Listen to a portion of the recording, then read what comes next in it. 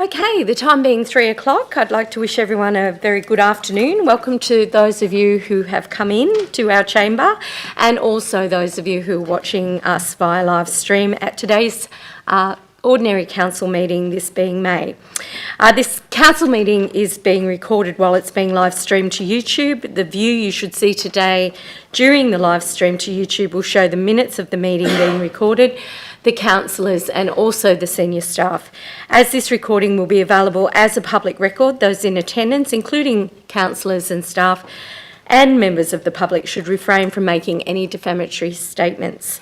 I'd also remind the public that the recording of this council meeting is not permitted under Council's Code of Meeting Practice unless prior approval has been obtained. Thank you. I'd also like to acknowledge we are gathered on traditional custodians of the land we're meeting on today, the Biripi people. I pay my respect to Biripi elders past, present, and most importantly, those emerging in their culture. I extend that respect to any Aboriginal or Torres Strait Islanders that are with us today or with us remotely.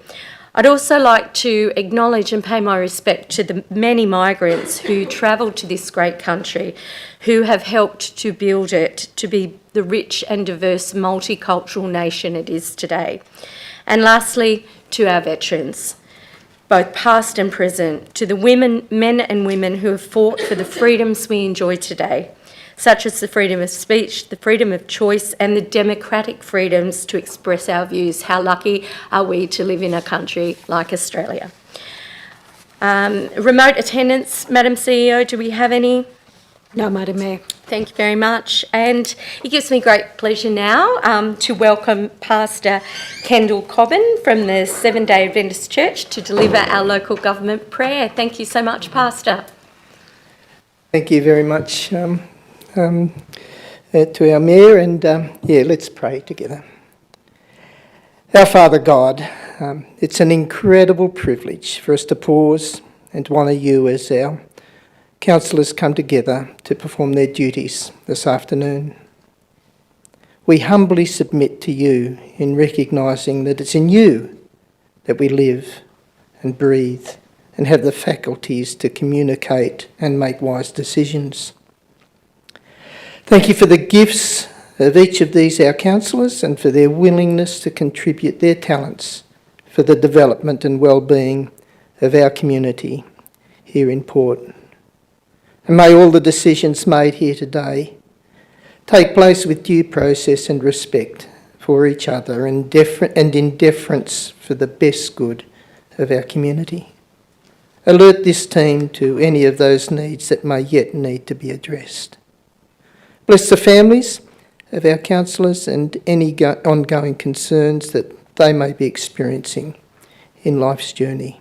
We pray all this in your name, Jesus. Amen. Amen. Thank you so much, Pastor, and feel free to leave when the time is right for you, or please feel free to stay as well. Much appreciated. Apologies. Madam CEO, do we have any? Councillor Griffiths, Madam Mayor, is an apology. Thank you. I note the apology of Councillor Griffiths. Could I have someone move and second to accept that? Moved by Councillor Lipovac, seconded by Councillor Roberts. All those in favour? Thank you. I see none against. I'll declare that carried. Confirmations of minutes. Councillors, someone to move and second. Moved by Councillor Lipovac, seconded by Councillor Slade. Any discussion on the minutes, councillors? No. I'll put the motion to the vote then. All those in favour? I see none against. I'll declare that carried. Thank you. Disclosures of interest, councillors. Item 6. Any disclosures for this afternoon? Councillor Maltman.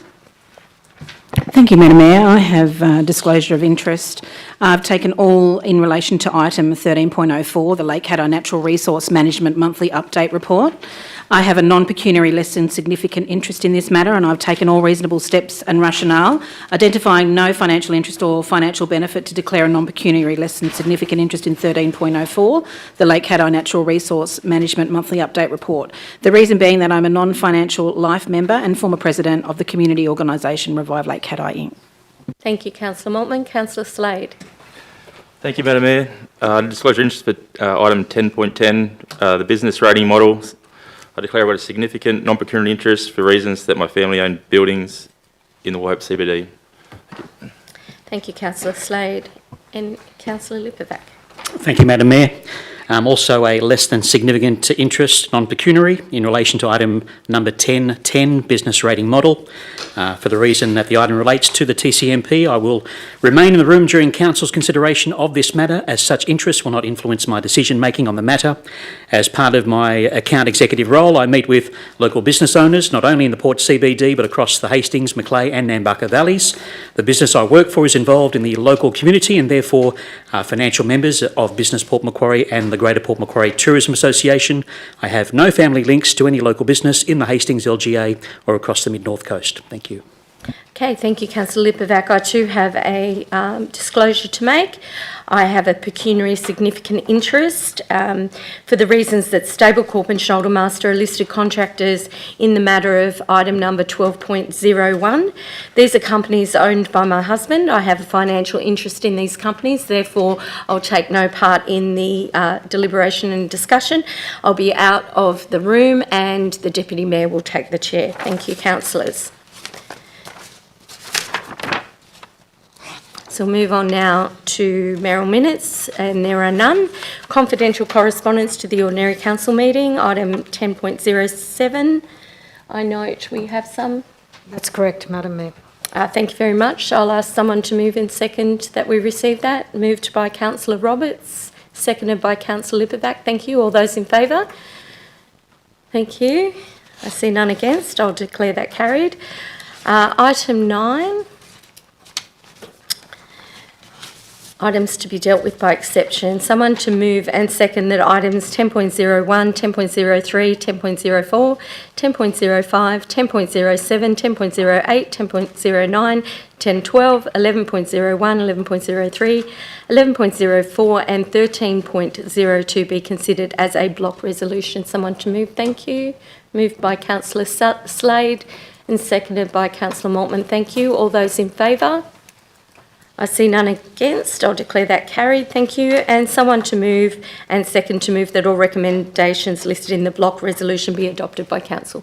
Moved by Councillor Shepherd and seconded by Councillor Lipovac. Thank you. All those in favour? Thank you. I see none against. I'll declare that carried as well. So we'll move to item number 10.02. Councillor Roberts. Thank you. Thank you, Madam Mayor. I've just got a motion to move in relation to item 10.02. I'm sure that's where we are. Okay, so this is slightly different to what's gazetted in the agenda. I'll read it if that's okay. Thank you. That council note the community feedback contained in the Future Strategies Engagement Report and the Part A Blueprint Summary document to determine to adopt the draft blueprint for generational equity subject to the changes identified in the table included in attachment 2, arising from the feedback received from community consultation, and 3, thank the community for their feedback and advise them of the outcome of council's determination. Thank you. Thank you, Councillor Roberts. Do I have someone second? Councillor Maltman, thank you. Councillor Roberts. Thank you, Madam Mayor. Happy to speak in support of this very important project that we've put on the table here this term of council. The blueprint, as I'll shorten the name for it, has certainly been a contentious issue amongst us as councillors, but what I'm really happy about is the amount of people that have engaged with this one from the community and offered some really solid suggestions on minor adjustments or improvements. There's been a bit of engagement on this particular project right throughout the process. We've debated it many times. I do also want to thank the staff for their efforts in this one. I do think it's one of the flagship projects for this particular term of council, and I'd love to see it go through.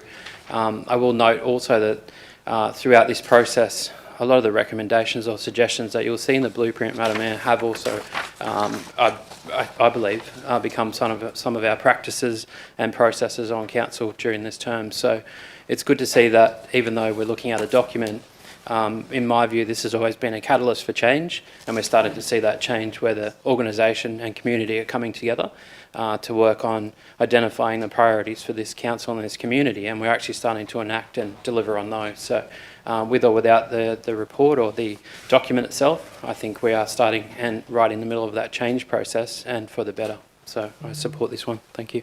Thank you, Councillor Roberts. Councillor Maltman. Any other councillors wish to speak to this? Councillor Shepherd. Yes, thank you, Madam Mayor. I'd like to move a foreshadowed motion, please. Thank you.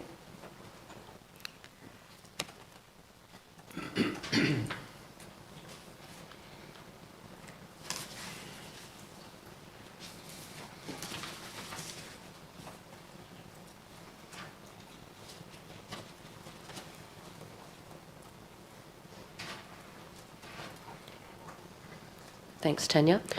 So should the motion currently on the table be lost, I foreshadow this would be the motion. I'd like to move that Council, 1, note the community feedback contained in the Future Strategies Engagement Report and the Part A Blueprint Summary Document.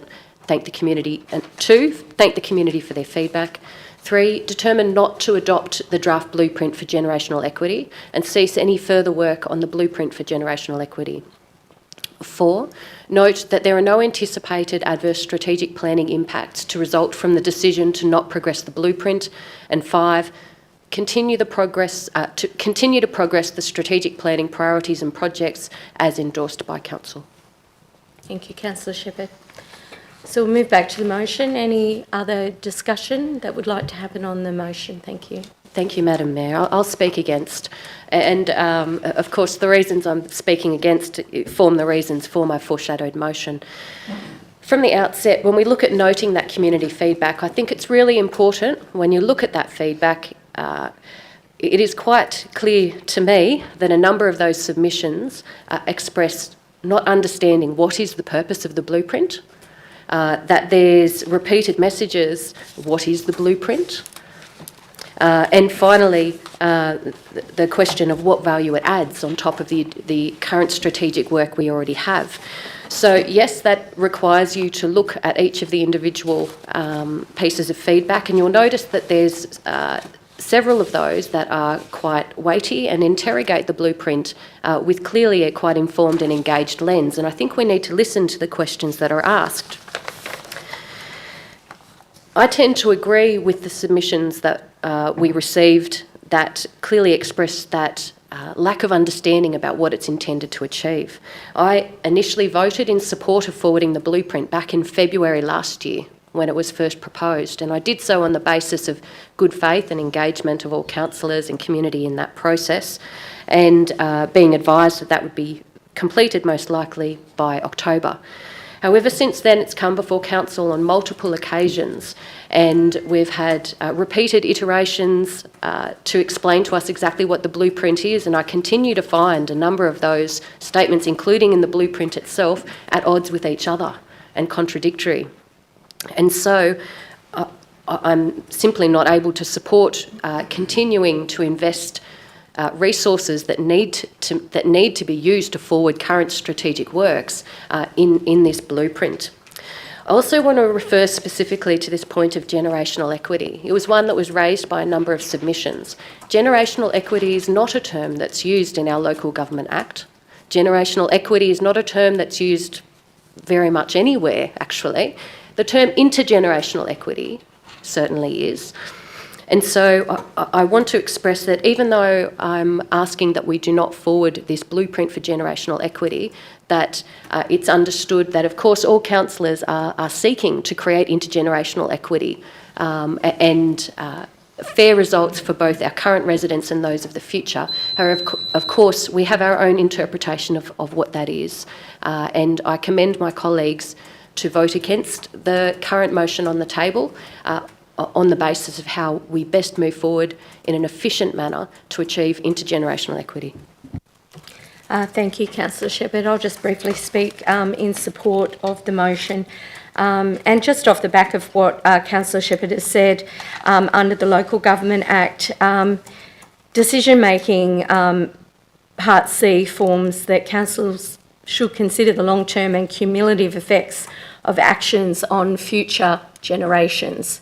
And that's exactly what our job is here to do when we make decisions on behalf of our community. So it's unfortunate that there are members of the community that don't have a comprehensive idea about the blue sky visionary thinking of what a blueprint actually means. And the blueprint, as stated in this report, it isn't intended to be an action plan. That's what our strategies, policies and procedures are for. It is a visionary statement. The blueprint, it states here in the report, is a platform for council to facilitate a strong future. And who does not want a strong future in our region that builds on its economic strengths and supports strong communities? It articulates what is the focus for council succinctly, drawing on council's other strategies and plans. As Mayor, it's not my intention to continue to walk well-worn paths. It's to forge new horizons, and I really believe that this is a new horizon for this council, and therefore, Councillor Roberts, I do support it. Any other councillors wish to speak to this before your right of reply? Councillor Interman. Thank you, Madam Mayor. I speak against the motion. I also supported it back in February 2022 when it was proposed to us that this would be developed by councillors and at a very low cost. It certainly has not turned out that way. And the confusion regarding the purpose of this document is in my mind as well.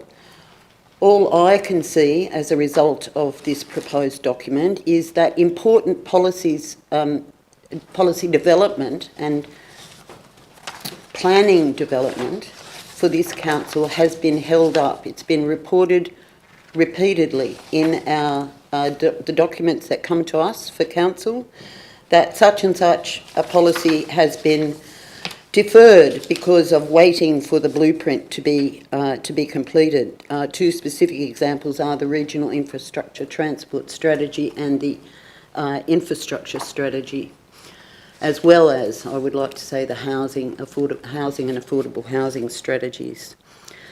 We have a CSP, Community Strategic Plan, that is undertaken in consultation with the community to develop a vision. That vision is, of course, looking to the future.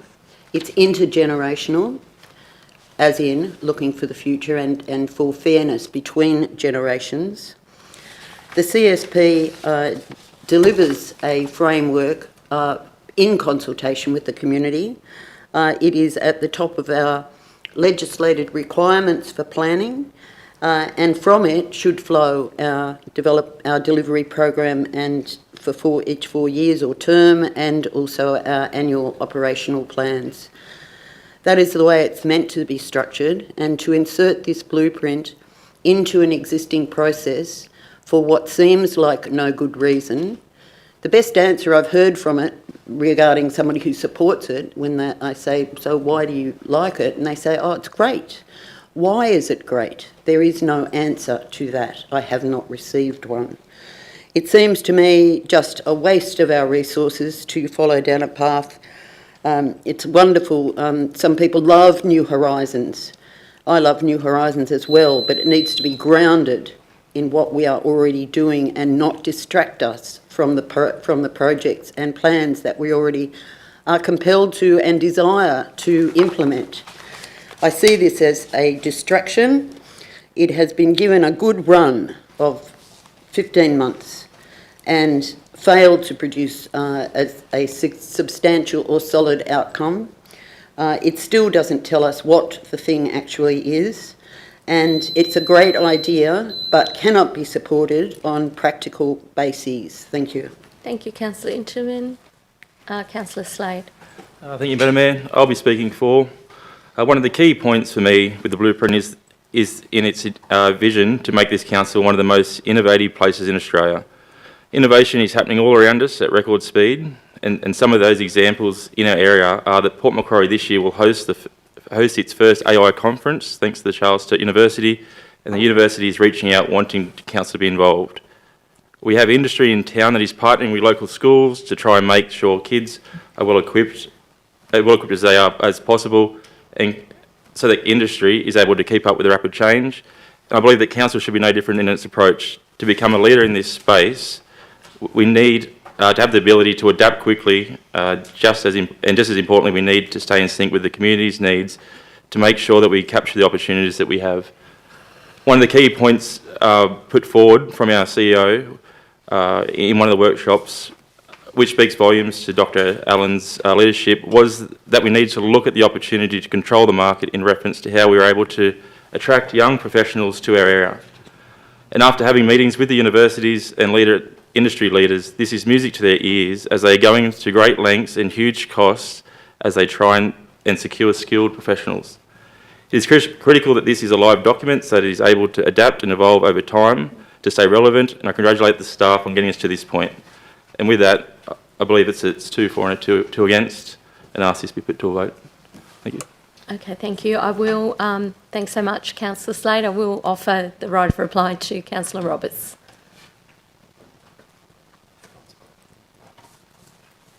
Thank you, Madam Mayor. Happy to just wrap up with a right of reply on this one.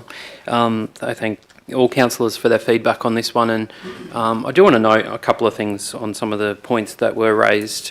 This was a process that a majority of councillors and senior staff contributed to over a period of time. So it was a very collaborative process. We've gone out and did exactly what we said we would do. We took it to the community for their feedback. And in one of the points in front of us, we're incorporating some of that feedback as well. So it has had a good run, a very good run, and I think we're sort of at the back end of the documentary process.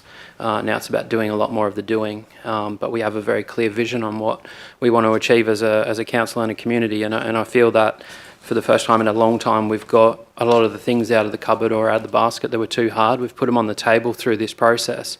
We're all aware of what they are, and the document really clearly articulates what they are. So water, sewer, infrastructure issues, those types of things. So what we're doing is bringing all those together, sharing that information with the community, for some people for the first time, that they've heard that we've had some significant issues with water and sewer in particular, and we're starting to deal with those. So what this is doing is giving our community some vision, some clarity, but also some confidence that we're actually looking at some of those big issues and that we're putting things in place to deal with those over a period of time.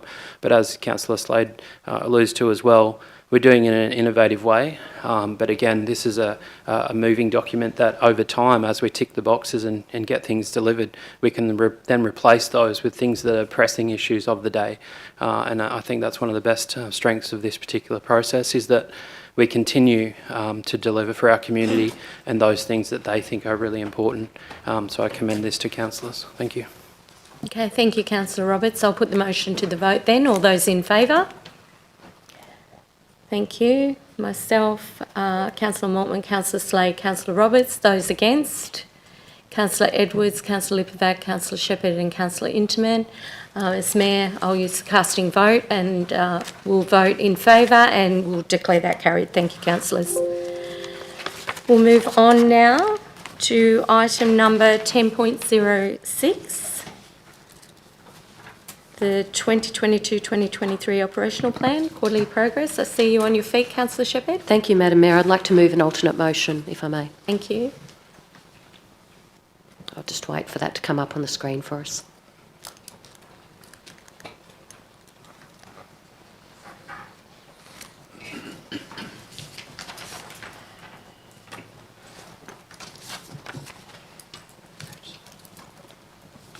Thank you, Tanya.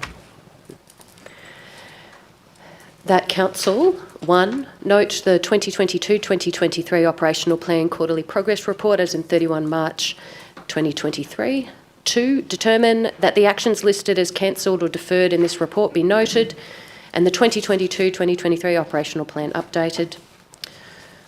3, note that the actions in the operational plan that have previously been endorsed by council to be cancelled or deferred to a future financial year are currently reported to council as progressing as scheduled in the operational plan quarterly progress report.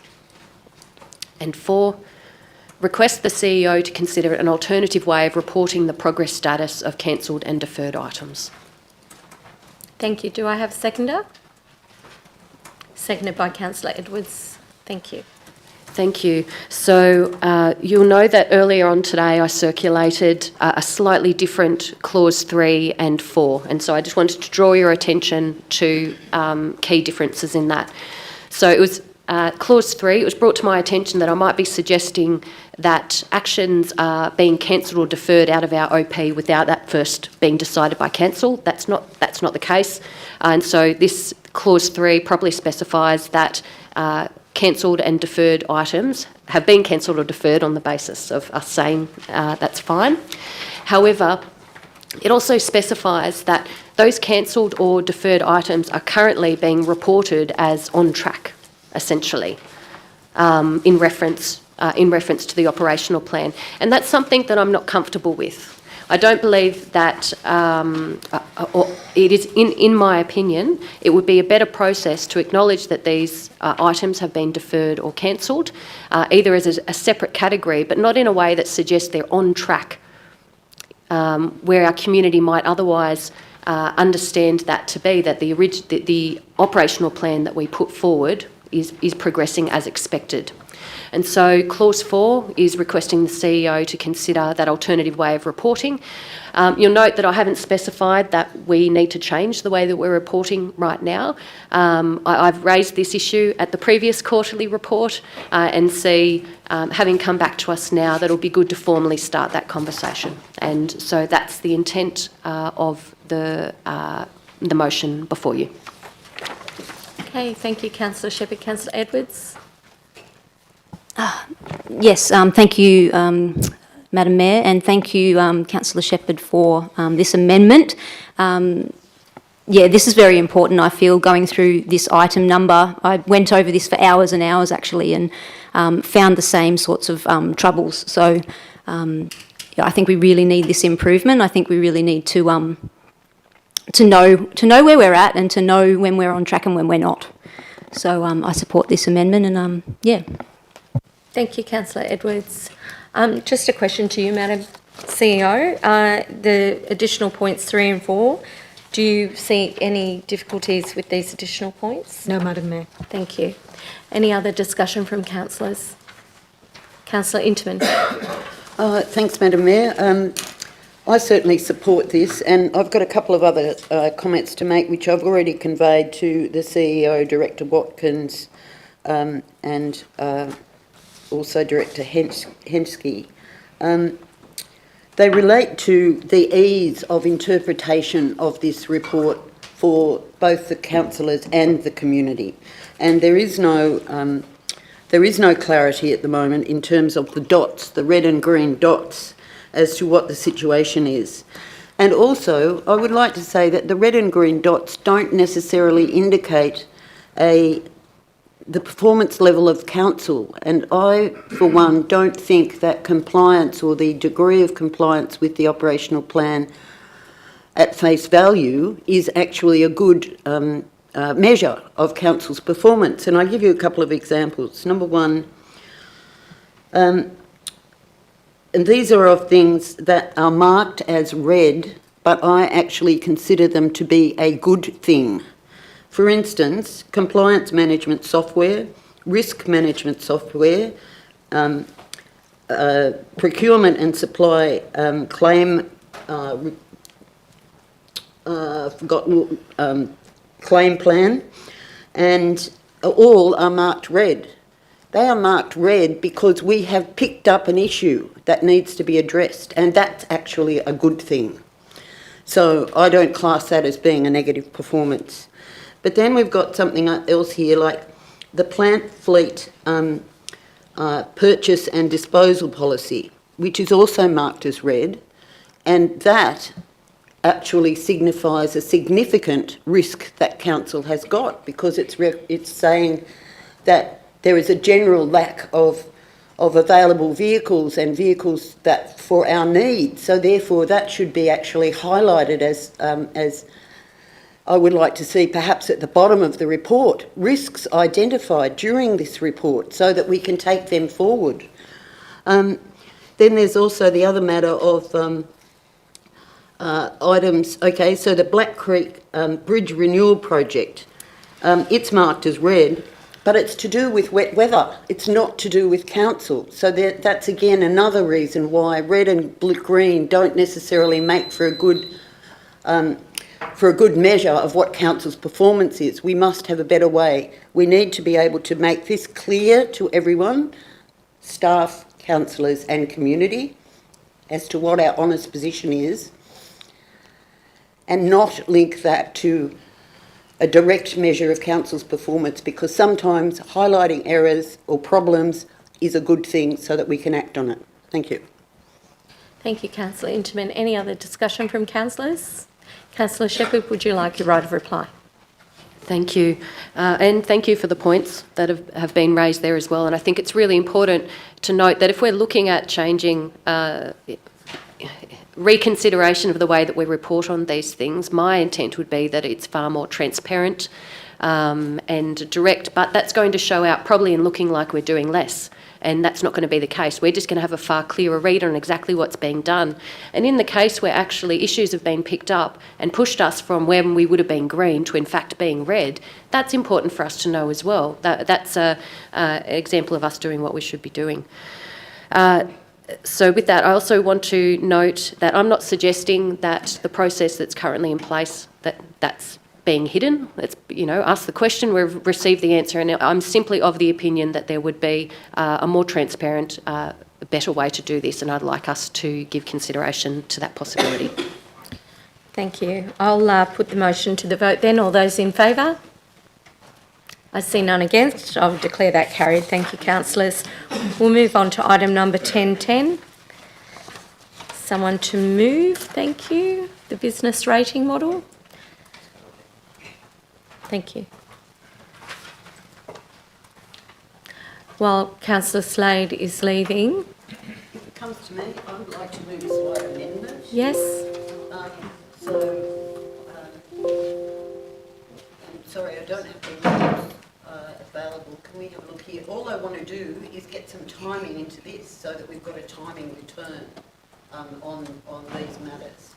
And I would like, I suppose I'll just speak at this moment and say that... Sorry, Councillor Interman, yeah. I'd just note that you suggest here, Tanya, that Councillor Slade's remaining in the meeting. Can I just bring that to your attention before we move forward? Sorry, Councillor Interman. Thank you, Madam Mayor. I was kind of anticipating for somebody else to move this, but nevertheless I'm up and moving it. I agree with it in principle, but I believe that we should have timing in there in terms of when it's going to come back. Can we just slide up a bit, please? Once you've done that? Yeah, once you've done that? Oh, okay, so we can't see the end. I'll have a look at my things here. Could staff please suggest how we might report back to this with a timing criteria on it? Thank you. Which staff are you asking?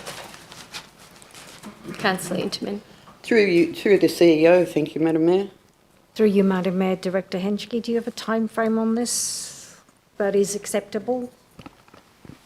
Through you, Madam CEO, this is timing around coming back on the master plan development update. Correct. When are we going to see information on that coming forward? Or is there no time that you can give us, in which case we'll just try to keep on top of it? So, Do you want to? Yes. through you, Madam CEO, the master plan, if we're referring to the Port Macquarie Town Centre master plan, And the others. at this point in time, the Town Centre master plan for Port Macquarie is already endorsed. There are still some actions that are to be completed in that plan, but for the next 12 months, we're only intending to do the maintenance works that we had intended based on the funding that's available. For the next year, we will start looking at reviewing the master plan, but it is not included in the current operational plan or in the future operational plan. So the question would be, how do we keep track of the progress on this? Through you, Madam CEO, that is to conclude we haven't got a council endorsed timeline because council hasn't endorsed the action to do a new town centre master plan for Port Macquarie. And the other areas? Councillor And the other through the CEO and the other towns? Through you, Madam CEO, at this stage, the one that is progressing, that council has endorsed that we prepare, is the Laurelton Town Centre. The Warhope already has the town centre master plan or a master plan, but that's from 2014. It will need some review. We'll start working with the community over the next 12 months in the new financial plan, to actually look at how we need to update that based on the feedback we receive. So are you saying that where council is doing a job that has no place whereby it's being reported back to us or even a line item in the OP? Through you, Madam CEO, if I could get clarification, are we talking about the Port Macquarie Town Centre master Development plan? of the master plans generally, the three. The only master plans for town centres that we're currently endorsed to be working on is the Laurelton one. And it will come back to council, and it's due to come back to council before the end of the year. There was a delay. That's in last operational plan. The last operational plan. Okay, I'll just take it forward from there. Thank you, Madam Mayor. Thank you. Councillor Shepherd. May I clarify, so are you at this stage moving the staff recommendation? Okay, I'm happy to second that. Thank you. Seconded by Councillor Shepherd. Before I say anything further, I understand Councillor... Order. Councillors, could we please give Councillor Shepherd the full attention and respect she deserves? Thank you. Thank you. I understand that Councillor Edwards has had some conversations with Director Watkins in regards to this, and I'd be interested to know any outcomes arising from those, in your view, moving forward. Otherwise, I'm happy to speak to this. Thank you, Councillor Shepherd.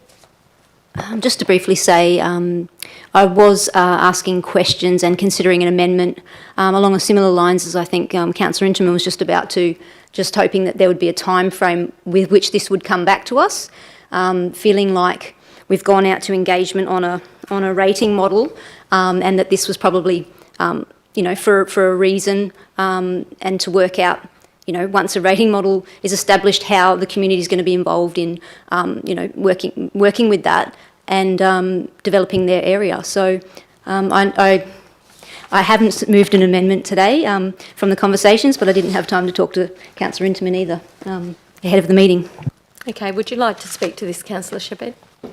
Thank you, Madam Mayor. Yes. A question first, Madam Mayor, through you, through the CEO to Director Watkins, please. Would it be possible, without the need for a further clause, for us to receive a workshop giving us a bit of an update on the status of these development of the TCMPs and the rough timelines? So rather than having to get a report back, but still get some visibility across the progress moving forward, so that we know if we might need to move something in order to bring them into an OP if we felt that was necessary. Through you, Madam CEO, always happy to provide a workshop on future works, but as I've indicated, the Laurelton Town Centre Master Plan is the one that will be coming back to council. We haven't done any work in respect of Port Macquarie or Warhope. So in terms of a workshop, Councillor, so in terms of workshop, to get updates and timeframes, it may be more about the framework of master planning for our town centres. It would be the workshop.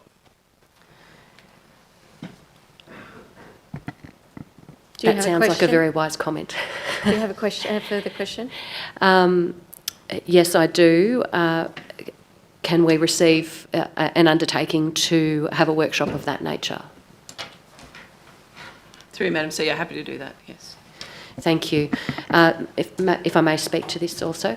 So this was very important for me to have a bit of a sense of what the timeline is moving forward. So I went to all of the Town Centre Master Plan engagements back when that was occurring. That included both the Warhope and the Laurelton ones. And there was an appetite for something of what a Town Centre Master Plan could offer when done well. And I'm of the understanding that while there hasn't been progress on the Warhope Master Plan, that there's certainly been a lot of work done on the Laurelton Town Centre Master Plan, and that's the cause of some angst among some of the people who've been involved. So I think it's timely for us to have a bit of an understanding of how those are progressing, or in the case where there's not a framework to progress them, to think about how we might do that. I think that's especially important in the context of not currently having an economic development plan, an economic development strategy, and I know that that's underway. But certainly, historically, master plans have been quite an important part of those, and so I'm very keen to see us move forward with the undertaking, and happy to endorse the recommendation as it stands. Thank you. Question? Yes. Thanks, Madam Mayor. If I may just ask a question of the CEO, and Director Watkins may wish to answer. I think it's great if we have a workshop, but I think we need to have it when we've got some concrete outcomes from Laurieton. For instance, if Laurieton's the one that's leading the way, then when we've got a few concrete outcomes from that. So perhaps if I could just put that suggestion. Thank you. Thank you. Any other further discussion, councillors? Okay, I'll put the motion to the vote then, unless Councillor Interman, you want a right of reply? Thank you. Put the motion to the vote. All those in favour? See none against. I'll declare that carried. Thank you. And if you'd like to invite Councillor Slade back in, we'll move on to item 10.11, the payment of water fund and sewer fund dividend for the year 2021-22, allocation of funds. Someone to move, thank you. Moved by Councillor Shepherd, thank you. And a seconder? Seconded by Councillor Roberts. Councillor Shepherd, do you wish to speak to this? Simply to note that I feel that this is a very prudent direction of the funding, and certainly a couple of months ago we raised the issue of investment in the General Fund Improvement Plan, or the business improvement activities, and noting that investing further in that can actually allow us to achieve those long-term financial planning goals a lot more quickly. I think that's exactly the type of investment we need to do that's going to yield those long-term financial sustainability results for us, so that we can make sure that we're in a good position to keep delivering for our community on those core activities. Thank you. Councillor Roberts? Any other councillors? Councillor Edwards? Yes, thank you, Madam Mayor. Just to say, I concur. I agree that this is a good idea, a great way to plan, because we certainly have a growing list of items, on a risk register that we want to get to. But I also just would make the point that it's also going to be important that we clearly define how an item makes its way onto the risk register. And so I'm looking forward to that work, because I've asked the questions and I've had that response that we will define that moving forward. Thank you. Right of reply? Thank you. I'll put the motion to the vote then. All those in favour? See none against. I'll declare that carried. Thank you, councillors. Moving on to item number 11.02, Port Macquarie Hastings Sports Council. Councillor Interman. Thank you, Madam Mayor. Could I have you put your microphone on? Thank you, Madam Mayor. I have an amendment that has been circulated previously. It follows the staff recommendation to endorse the draft terms of reference for the Port Macquarie Hastings Sports Council, but it also adds a second clause that we request the Chief Executive Officer to A, seek expressions of interest for membership of the council, and also invite those who previously expressed an interest to resubmit their application, and B, seek councillor interest in membership of the council. Thank you. Could I have a seconder? Seconded by Councillor Lipovac. Thank you. Councillor Interman. Thank you. And before I speak, may I ask a question? I know we're all heading for timing and precision and et cetera, so should we get a reply date on this? Through you, Madam Mayor, I'll just check with Director Watkins, given timeframes.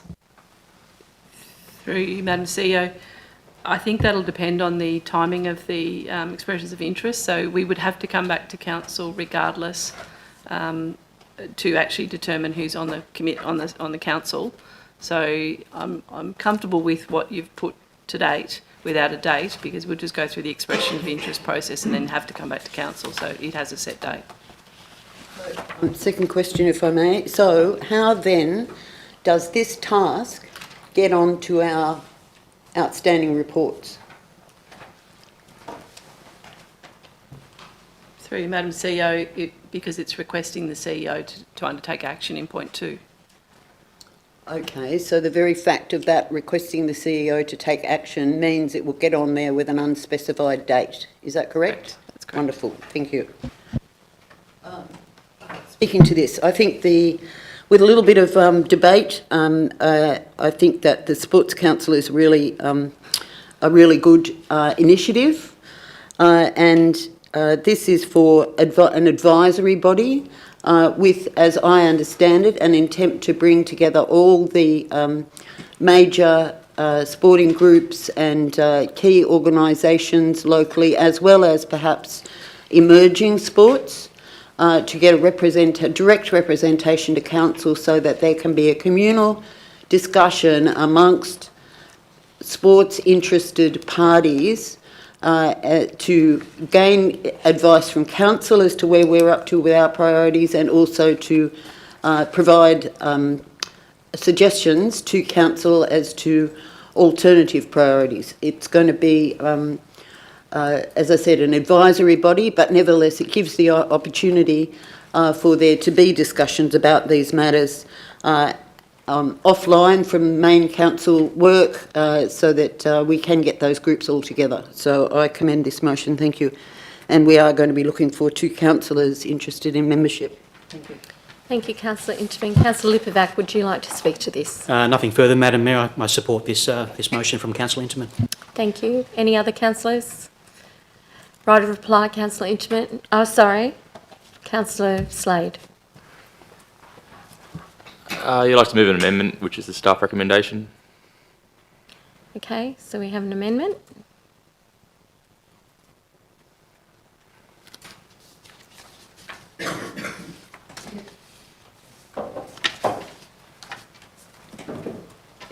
Thank you. Do I have someone to second that amendment? Seconded by Councillor Roberts. Thank you. Councillor Slade, if you'd like to speak to that. I couldn't. As it stands now, I do believe that we need to keep the conversation at a higher level. Going back to the expressions of interest, which is going to encourage the clubs to come back. Having 3 or 4 clubs of the same sport represented, in my opinion, is far from ideal. It's almost certain that there's going to be in-house fighting between the clubs for priorities. I'd much prefer to see the peak bodies representing each sport, and to keep that conversation at a high level and streamlined, more efficient, and for those reasons, yeah. Okay, thank you, Councillor Slade. Councillor Roberts. Councillor Slade, just take your microphone off. Thanks. Thank you, Madam Mayor. Yeah, I'm very supportive of Councillor Slade's amendment. I think the terms of reference as put are really quite clear, and I wholeheartedly agree that I think it's a matter of quality over quantity in this case, that peak bodies have access to a lot more information as well, and that they could bring in some outside influence as well to help assist us with any initiatives or challenges we may have. So I think this, in my view, has always been more of a strategic body, because we still have other mechanisms for sports groups to input with their priorities through their action plans and OP and that sort of stuff. So I think on the basis that I'd love to see this one more strategic, I'm inclined to support the amendment. Thank you. Okay, thank you, Councillor Roberts. If you could take your microphone off, Councillor Roberts. Thank you, Councillor Edwards. Just a question through you, Madam Mayor, to staff, through Madam CEO. Could you just explain to me then if this motion, this amendment that Councillor Slade his argument for not supporting this one and going back to the staff recommendation, where does that leave us in terms of membership right now? Have we established membership based on the previous expressions of interest? And what does that look like? Through you, Madam Mayor, Director Watkins. Thank you, Madam CEO. Excuse me, we would be still calling for expressions of interest in accordance with the terms of reference, which refers to 2 councillors, 1 representative from the New South Wales Office of Sport, up to 4 staff, and a minimum of 8 members, representative of peak bodies and major sporting clubs and associations that utilise our sporting facilities and grounds. To Councillor Slade then, so what part of this this wording from Councillor Interman makes you think that it's gonna go badly? It's the wording around also invite those who previously expressed an interest to submit their application. They're all club level. It's not the peak body that I believe it needs to be directed at. If we are going to go towards the peak body, I do think it's going to give them false hope. I do know through conversations with other sporting groups, some of the other clubs are wanting to come forward, but they're at a club level, which would be the 4th or 5th cricket club to be represented. And I'm sure, as Councillor Lipovac would probably talk to, we have clubs that they can't even, the juniors can't even get along with the seniors. So we to have the clubs represented, it's just going to open it up. So the other point I'll make is some of the expressions of interest have then looked at who's come forward and said if they're going to be representing the sporting council, then I'm out, because it's just going to go round and round in circles with no clear direction. So that's the reason. Okay, thank you, Councillor Slade. Councillor Interman. Thank you, Madam Mayor. It's interesting because this exact wording for clause 2 that I'm proposing came directly out of the report.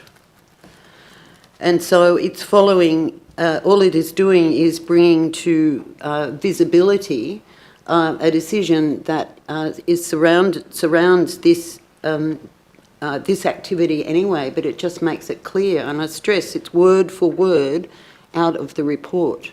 Sorry, Councillor Interman, are you speaking against the amendment? Absolutely, thank you. Okay, thank you. And yes. And so I am perplexed as to why there is now criticism of including these words when they were directly in the report. And secondly, there is nothing here to, the report is very clear about, the terms of reference are very clear about we want major groups, representatives of major groups, we want peak bodies, and there was also a response that we also needed to look at emerging sports. And so there is nothing here in clause 2 that contradicts in any way the terms of reference or the report.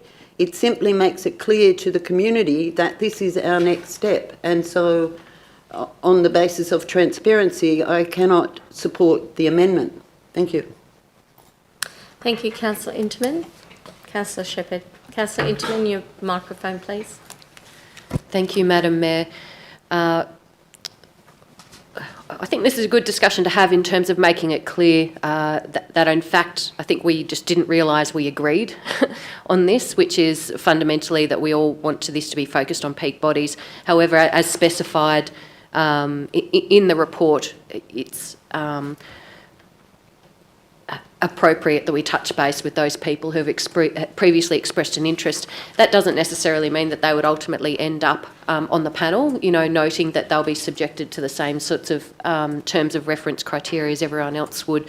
But I think there is value in specifying exactly what would happen as a result of the motion. So I think by taking those words out of the report and including them in the motion and potentially the final minute, that allows that additional transparency with the community about how this would move forward.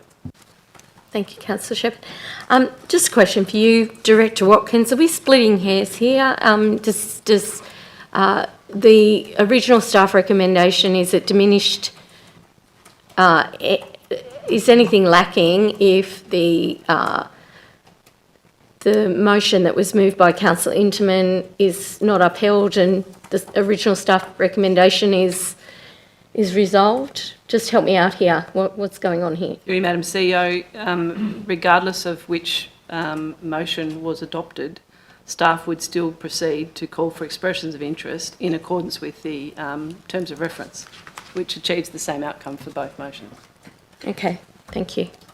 Madam Mayor, if I just may say, the amendment makes clear to the public where we are going. It is in support of transparency. Thank you. Thank you. The amendment sits with Councillor Slade. Sorry, the motion. Thank you. Any other discussion, councillors, on the amendment? No? I'll put the amendment to the vote then. All those in favour? Myself, Councillor Maltman, Slade and Roberts. Those against? Councillor Edwards, Lipovac, Shepherd and Interman. I'll use the casting vote. And the amendment has now become the motion as per the staff recommendation. Any other discussion on this, councillors? No further discussion. I'll put the motion to the vote then. All those in favour? I see none against. I will declare that carried. Thank you, councillors. Councillor Shepherd, if I could have you take the chair. I need to leave for this matter. Thank you.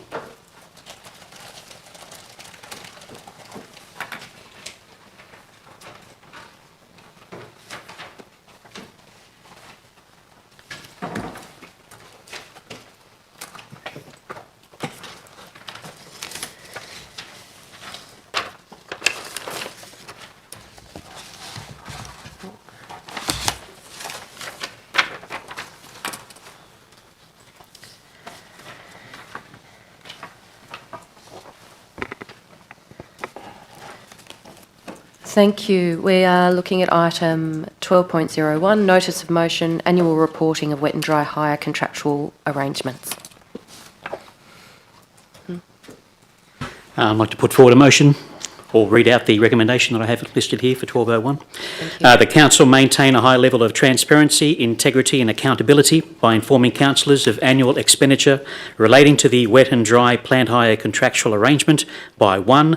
Providing a confidential report at the end of each financial year on the total value of contracts for each individual contractor appointed to the wet and dry plant hire contractual arrangement.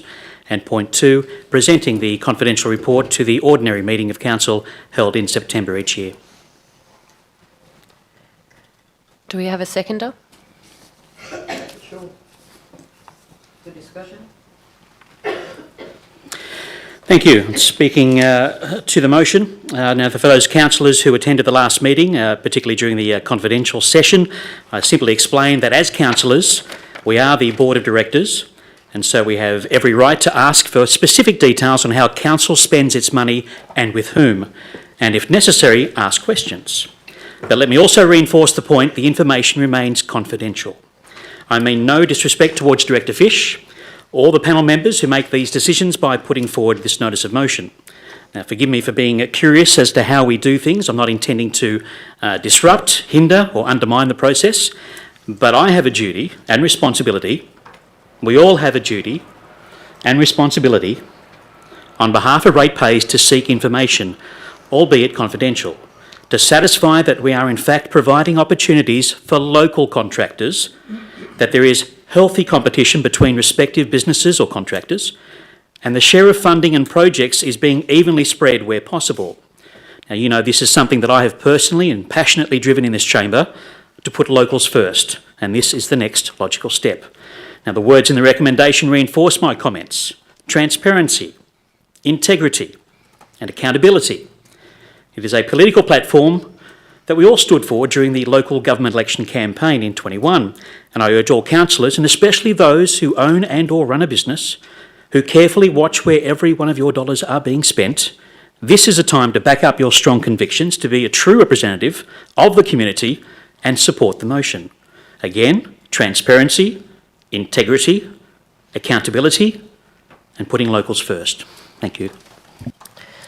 Thank you, Councillor Lipovac. Councillor Interman?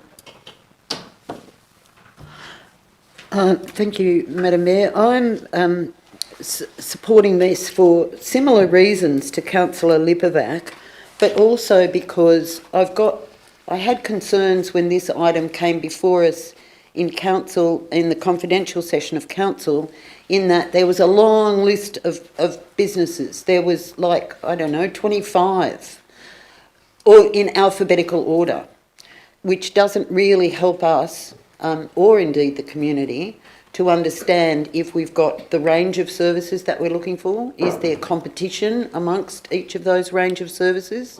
We've got another report, which I can't, another report also, which highlights that in fact we didn't have sufficient diversity or a number of businesses under this wet and dry contract to satisfy our needs.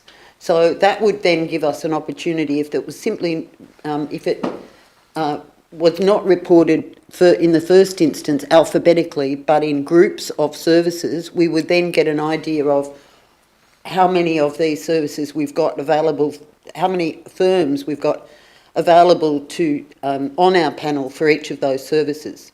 It would also enable an better opportunity, I suppose, for local businesses to understand where they fitted. So I think it's going to be a really useful exercise to come back on that line of thinking, that we acknowledge that a list of a couple of dozen businesses all lumped together alphabetically doesn't necessarily best inform the community. That's why I'm supporting it. Thank you. Anything further, councillors? Councillor Roberts?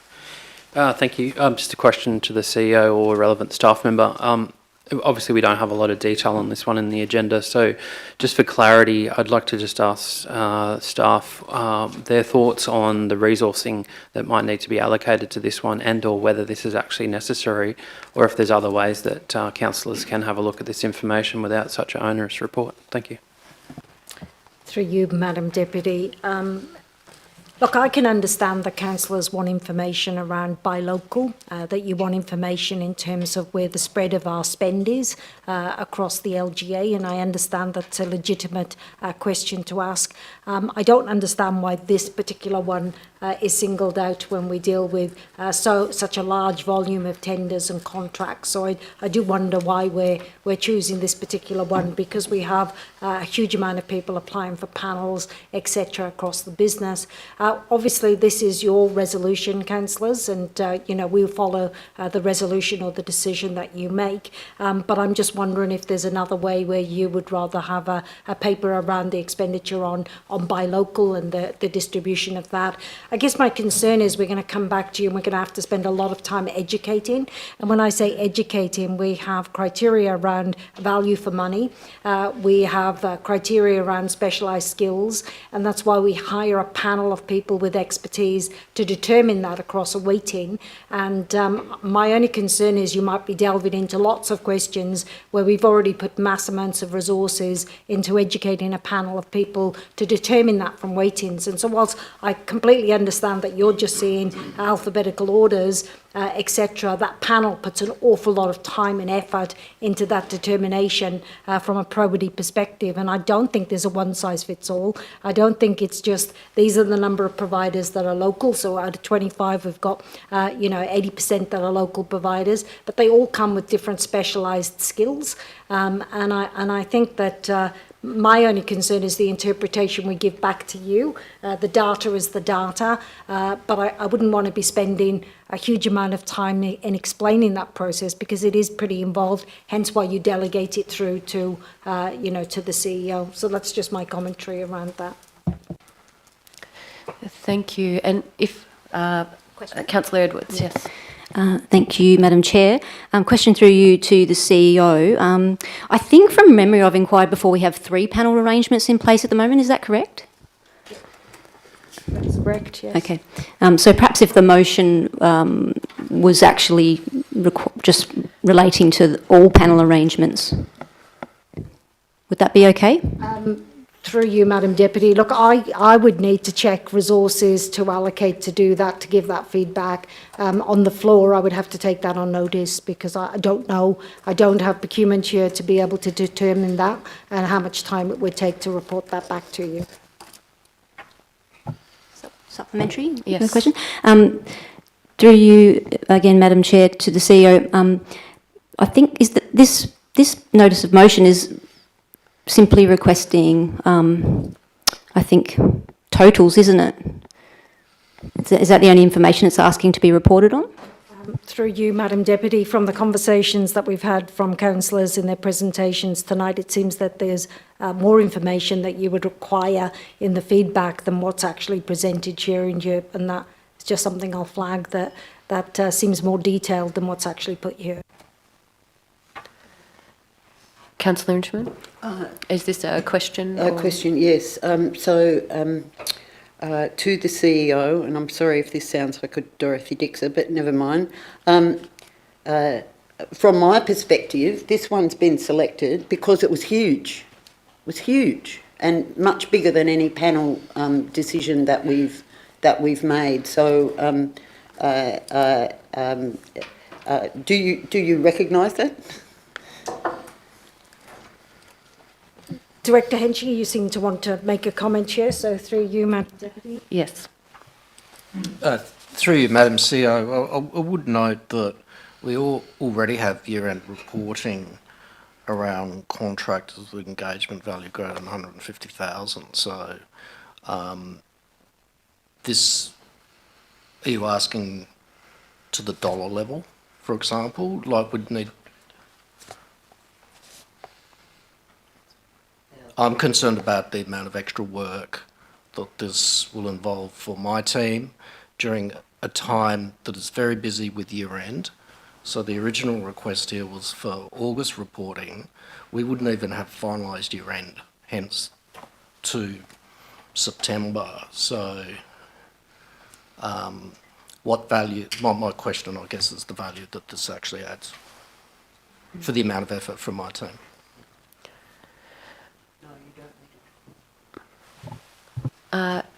Is this a question? This question, yeah. Yes. Thank you. Through you, Madam Chair, to Director Henschke. I think I've heard it said that this would be a duplication in some way. So could you explain the way that this is reported to us at the moment? And sorry, your response might trigger one more question, but... So with contracts over 150,000, could have duplicates, so we could be reporting some vendors under both, under the greater than 150,000 as well as this request. Sorry, can we have that clarified? I don't understand. Could you repeat that, Director Henschke? There's a separate report that comes up detailing contracts over 150,000 for the whole year. So if we have anything in this request, if there's any that trigger over 150, that would be included on both reports.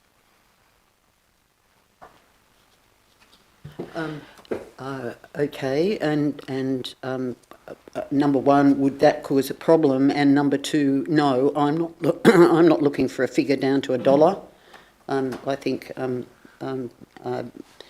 10,000 at least would be a reasonable variation. But going back to it, no, would that be a problem being duplicated in a report or two reports?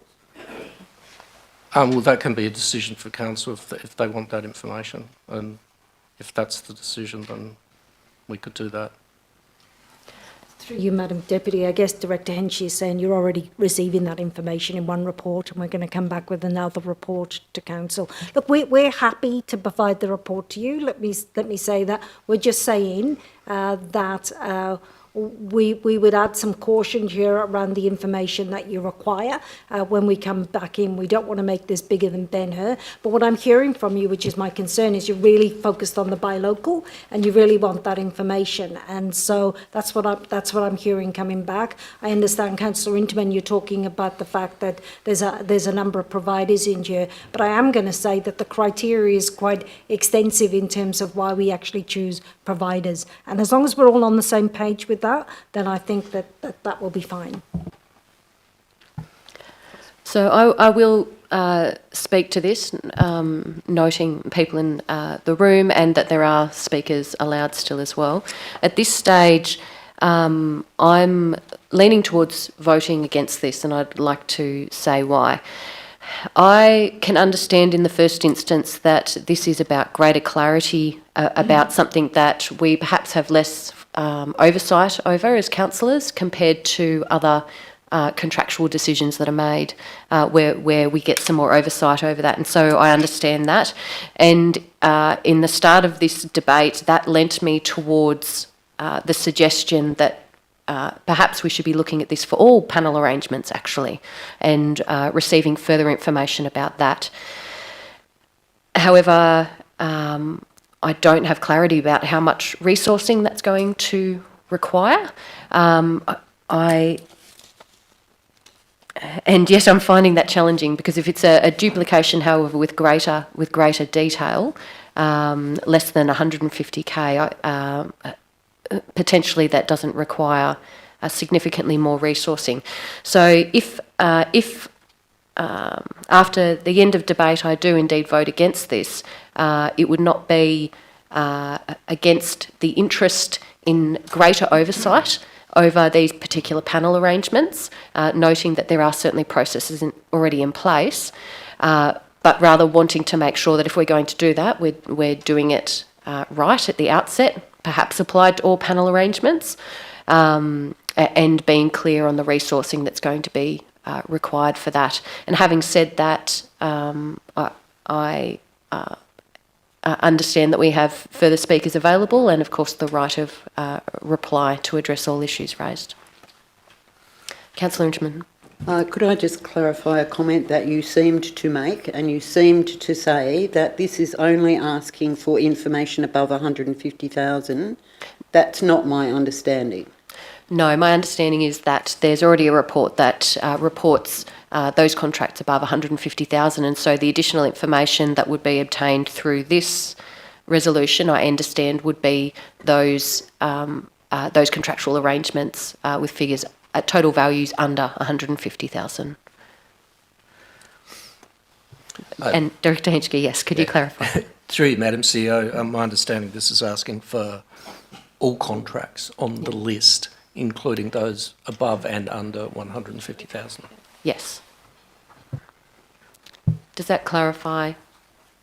Yes, thank you. So we are clear with that, because there's been a few statements about that. Yeah. Yes. And Councillor Edwards. I have a further question through you, Madam Chair, to Director Henschke, because I have asked this question before. Can you confirm that when a business is appointed to a panel arrangement and their contract is over 150,000, the spend has been over 150,000 with them, do we ever see that figure, or is it always a schedule of rates because they're on a panel? Through Madam CEO, there's a GIPA requirement for disclosure. Sorry? There's GIPA requirements for disclosure above 150,000.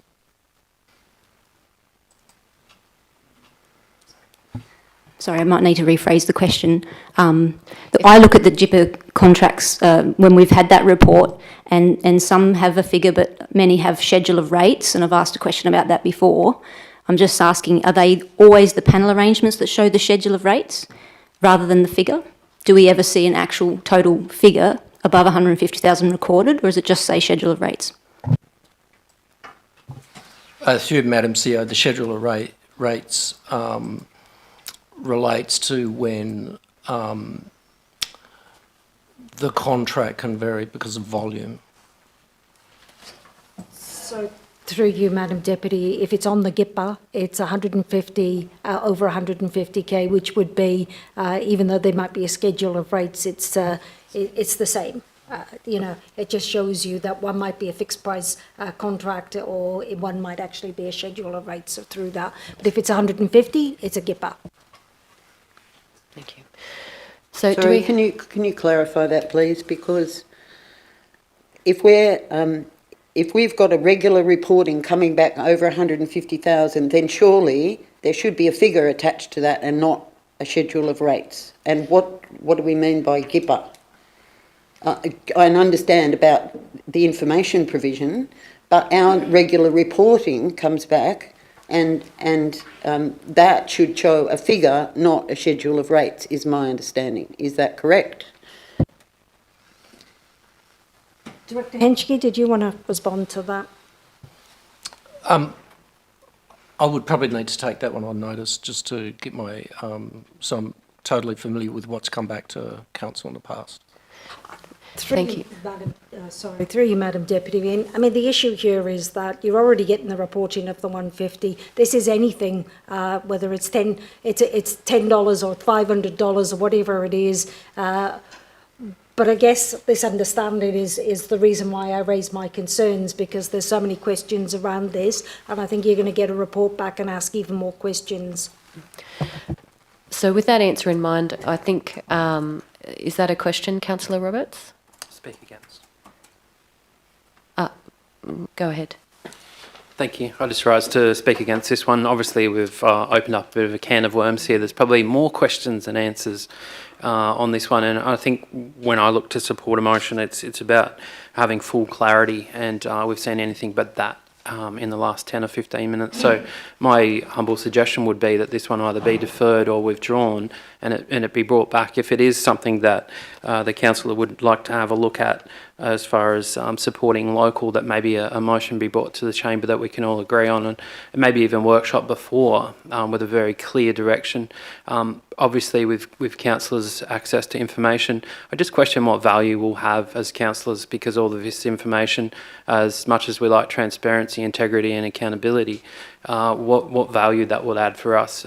Frankly, we can't speak about those totals, those amounts, those businesses in normal conversation because it is confidential. So there's just so many questions on this one that it doesn't look like it frankly, and very respectfully, there's a lot of thought gone into exactly what we're looking for here, and that's what I need in considering whether I support something or not, is a very clear direction and outline as to what we're supporting.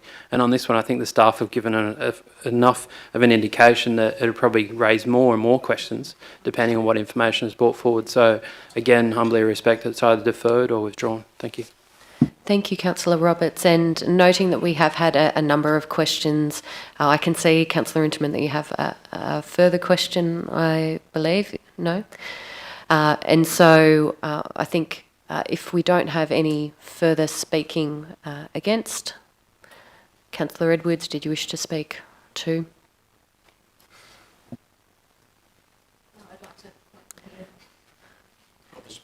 Right of reply, Councillor Lipovac. My understanding, I'm going to rise to move an amendment, and my understanding is we do not get rights of reply until the motion is actually considered.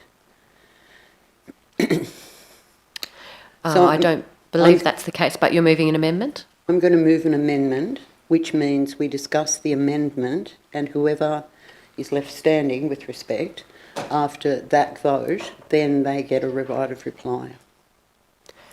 So correct. So after we've considered the amendment and voted on the amendment, we move back to the motion, or whatever that motion may be, and at the finalisation of that. Correct. Yes. Yes. So you'd like to move an amendment? Yes. So I'll move an amendment that we do indeed take on board what the CEO has suggested that we do, and we have a workshop, hopefully in person, so that we can discuss these matters. I really miss the in-person discussion amongst councillors. And it really doesn't work properly virtually. And so I would like to move that a workshop be held on arrangements surrounding appointment of panel, procurement panels. Would that be a correct term? Yes, that's Thank you. absolutely fine.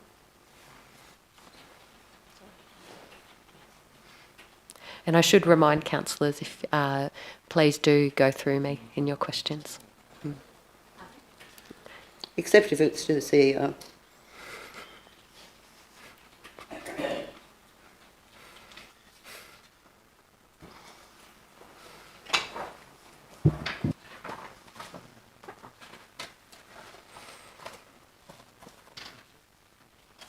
Do we have a seconder? Thank you, Councillor Edwards.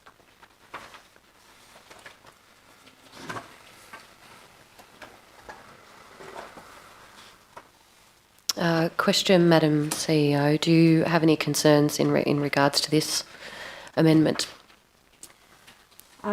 Through you, Madam Deputy, I have no concerns, but it would be towards a few months past this financial year, given that everybody's focused in their areas with finance and budgets and etc. So if we were going to hold the workshop for Councillor Intamin, it would probably be round about your September time. October? Thank you. So, Madam Chair, could we have CEO be requested to conduct a workshop by October 2023?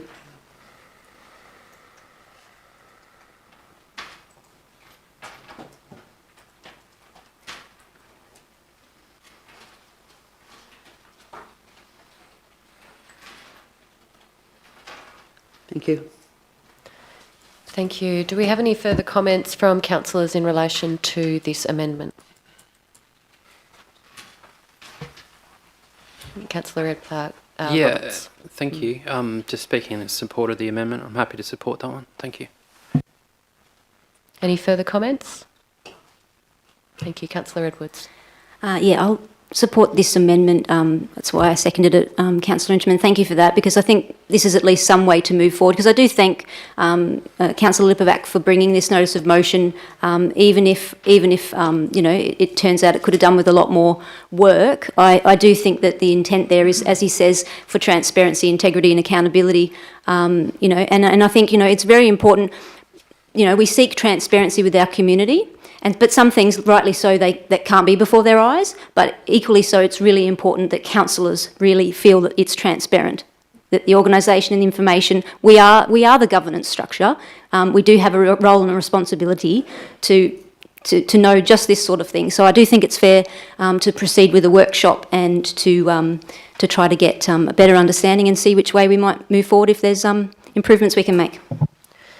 Thank you, Councillor Edwards. Anything further from councillors before we take the amendment to the vote? Councillor Lipovac. Thank you, Madam Deputy Mayor. So, speaking against this amendment, wow, what a conversation we've had this afternoon. So, more questions and answers was a quote I heard. In my opinion, sounds like the blueprint. Going in terms of duplication of reports, in my opinion, sounds like the blueprint, but we're still going with that. Going in all sorts of directions with this particular simple recommendation. It was straightforward. I was talking about one panel, not three. This shouldn't have been made into a bigger issue than it appears to be. So on that basis, I'm a little bit disappointed that we've gone down this track. So I will not be supporting this amendment. Thank you. Thank you, Councillor Lipovac. Anything further? Okay. With that, we'll take the amendment to the vote. All those in favour? And all those against? Thank you. So I'll just wait for us to catch up with the voting. The amendment becomes the motion. Do we have anything? Excuse me.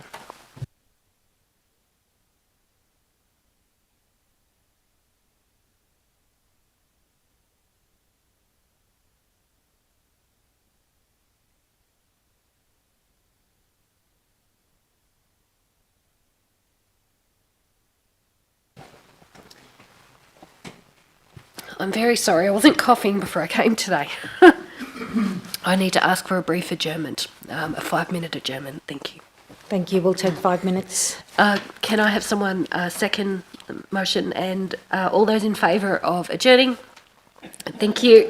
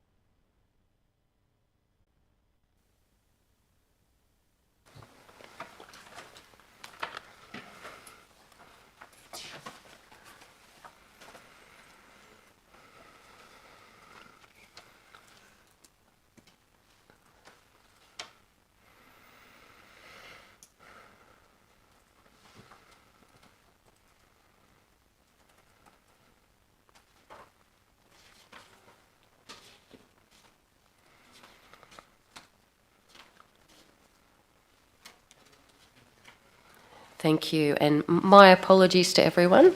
I'll just remind us where we're up to, that being that we've the amendment has been has become the motion. So if I can ask, do we have anything further to say on the motion before we move to voting? No. Okay. Right of reply, Councillor Interman. Okay, this takes us some way forward to answering the questions that were raised by Councillor Lipovac's motion. And again, part of my concern is how these panels are reported to the public, in the sense of the list. Alphabetical is not insightful for anyone. And my second concern arising out of this discussion is, and I truly do know about the difficulties of systems, but nevertheless, it does seem to me an awful lot was made today about the difficulty of providing a report that could have been quite simple.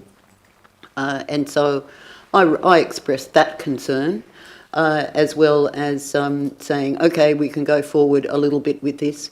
But this is a matter of concern to councillors, and so therefore we can expect that this will be pursued so that we can get better clarity and information value to the community when we report on these matters. Thank you. Thank you, Councillor Interman. And with that, we'll put the motion to the vote. All those in favour? That's carried unanimously. Thank you, councillors. If we might have Mayor Pinson back. Thank you.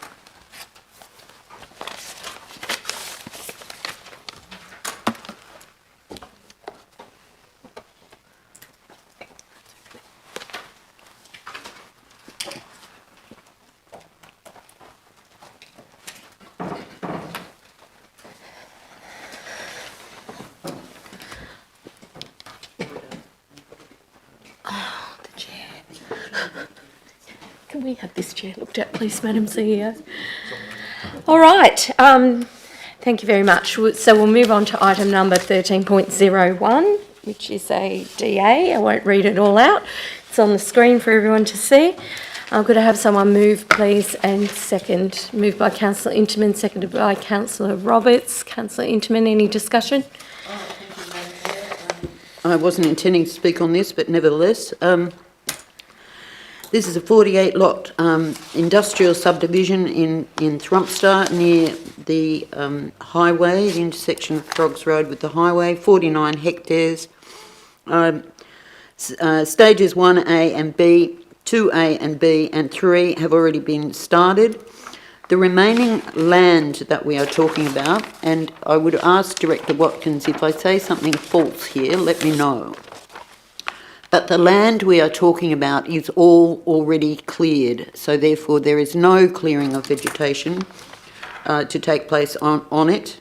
And the 10% variation is regarding minimum lot size, and we've got some too small and one of them quite small, I think, but that detail's not irrelevant, and a couple that are outside of the minimum lot sizes. But nevertheless, the variation is only on the minimum lot size, and beyond that, the important matter is that this is a much awaited industrial subdivision, and for clarity to the community, there is no vegetation removal involved. Is that correct, Director Watkins? Through you, Madam CEO, that's correct. Thank you, Councillor Roberts. Any other councillors? Right of reply? Put the motion to the vote then. All those in favour? See none against. I'll declare that carried. Thank you. 1303, I'd like to move this. Thank you, councillors. Hastings River Drive, Aston Street pedestrian crossing, Port Macquarie. Someone to second, please. Councillor Lipovac, thank you. So, councillors, this is a really sensitive matter, but a very important one. It's ironic that we're discussing such a tragedy in our community on the 12th of April, I believe, last year, with the terrible loss of life from a community member, David Curtis. And we, as council, extend our condolences to his wife, his children, family, friends, everyone who knew and loved and respected him. This is Road Safety Week. How ironic, and we're talking about this. The national average in the last 12 months on fatalities and injuries on our roads in Australia has risen by 6%, which is very alarming. And Director Fish, I'd really like to commend you on this report. I'd like to commend you, our CEO, on Dr. Clare in bringing these measures to bear. It's very important that we are measured, but also very proactive when it comes to keeping our community safe on our roads. This is a pedestrian crossing that spans 4 lanes, 2 in each direction, in a very, very busy area of our city in Port Macquarie. It has schools either side and sporting fields either side. And I appreciate the report. I appreciate the fact that it doesn't meet the warrants. And I appreciate the fact that this is going to be a tough ask to get funding and to get the appropriate measures in place. But nevertheless, I'm really grateful, I want to call you Councillor Fish, and you don't want to be a councillor, Director Fish. I really thank you, because this is some important work that we're doing here. And just ask for the support in totality of this council on such a sad event, but let it not be in vain, and that we move forward proactively here. Councillor Lipovac, if you'd like to say a few words. Thank you, Madam Mayor. So I do applaud the immediate and short-term measures to improve the pedestrian crossing on Hastings River Drive near Dixie Park. I do appreciate we have been provided, Director Fish, with 6 options moving forward, and I support the recommendation which favours option 3 for a signalised crossing. However, I'm not sure all residents will be comforted by the fact it could take between 12 or 18 months to implement, but like many council projects, further reports and funding options need to be considered and sourced, which will, as we know, take time. Factually speaking, the number of fatalities at this crossing are few and far between, but even one fatality is one too many. Of course, what we can't report on, or what we don't have stats on, is the number of near misses, close calls, minor accidents that occur on a regular basis which are not reported. But you'll hear these stories from members of the community who have either been involved or personally witnessed incidents. For example, an article from the Port News, November 13, 2012. A Port Macquarie father of 2 was recently involved in an accident at the crossing and has since learnt it is notorious for accidents and near misses. A woman who works near the crossing and helped the man following the accident told Port News she has witnessed at least 3 other accidents in the past 12 months, one involving a child on a bike. A council spokesperson at the time said, and remember this is almost 11 years ago, there are no plans to upgrade the crossing since it was last upgraded in February 2008. The father of 2 was quoted as saying he believes part of the problem is that the crossing simply blends in with the surroundings and is not well enough lit. Now, I note work was undertaken to improve the site in 2014 following recommendations by the local traffic committee.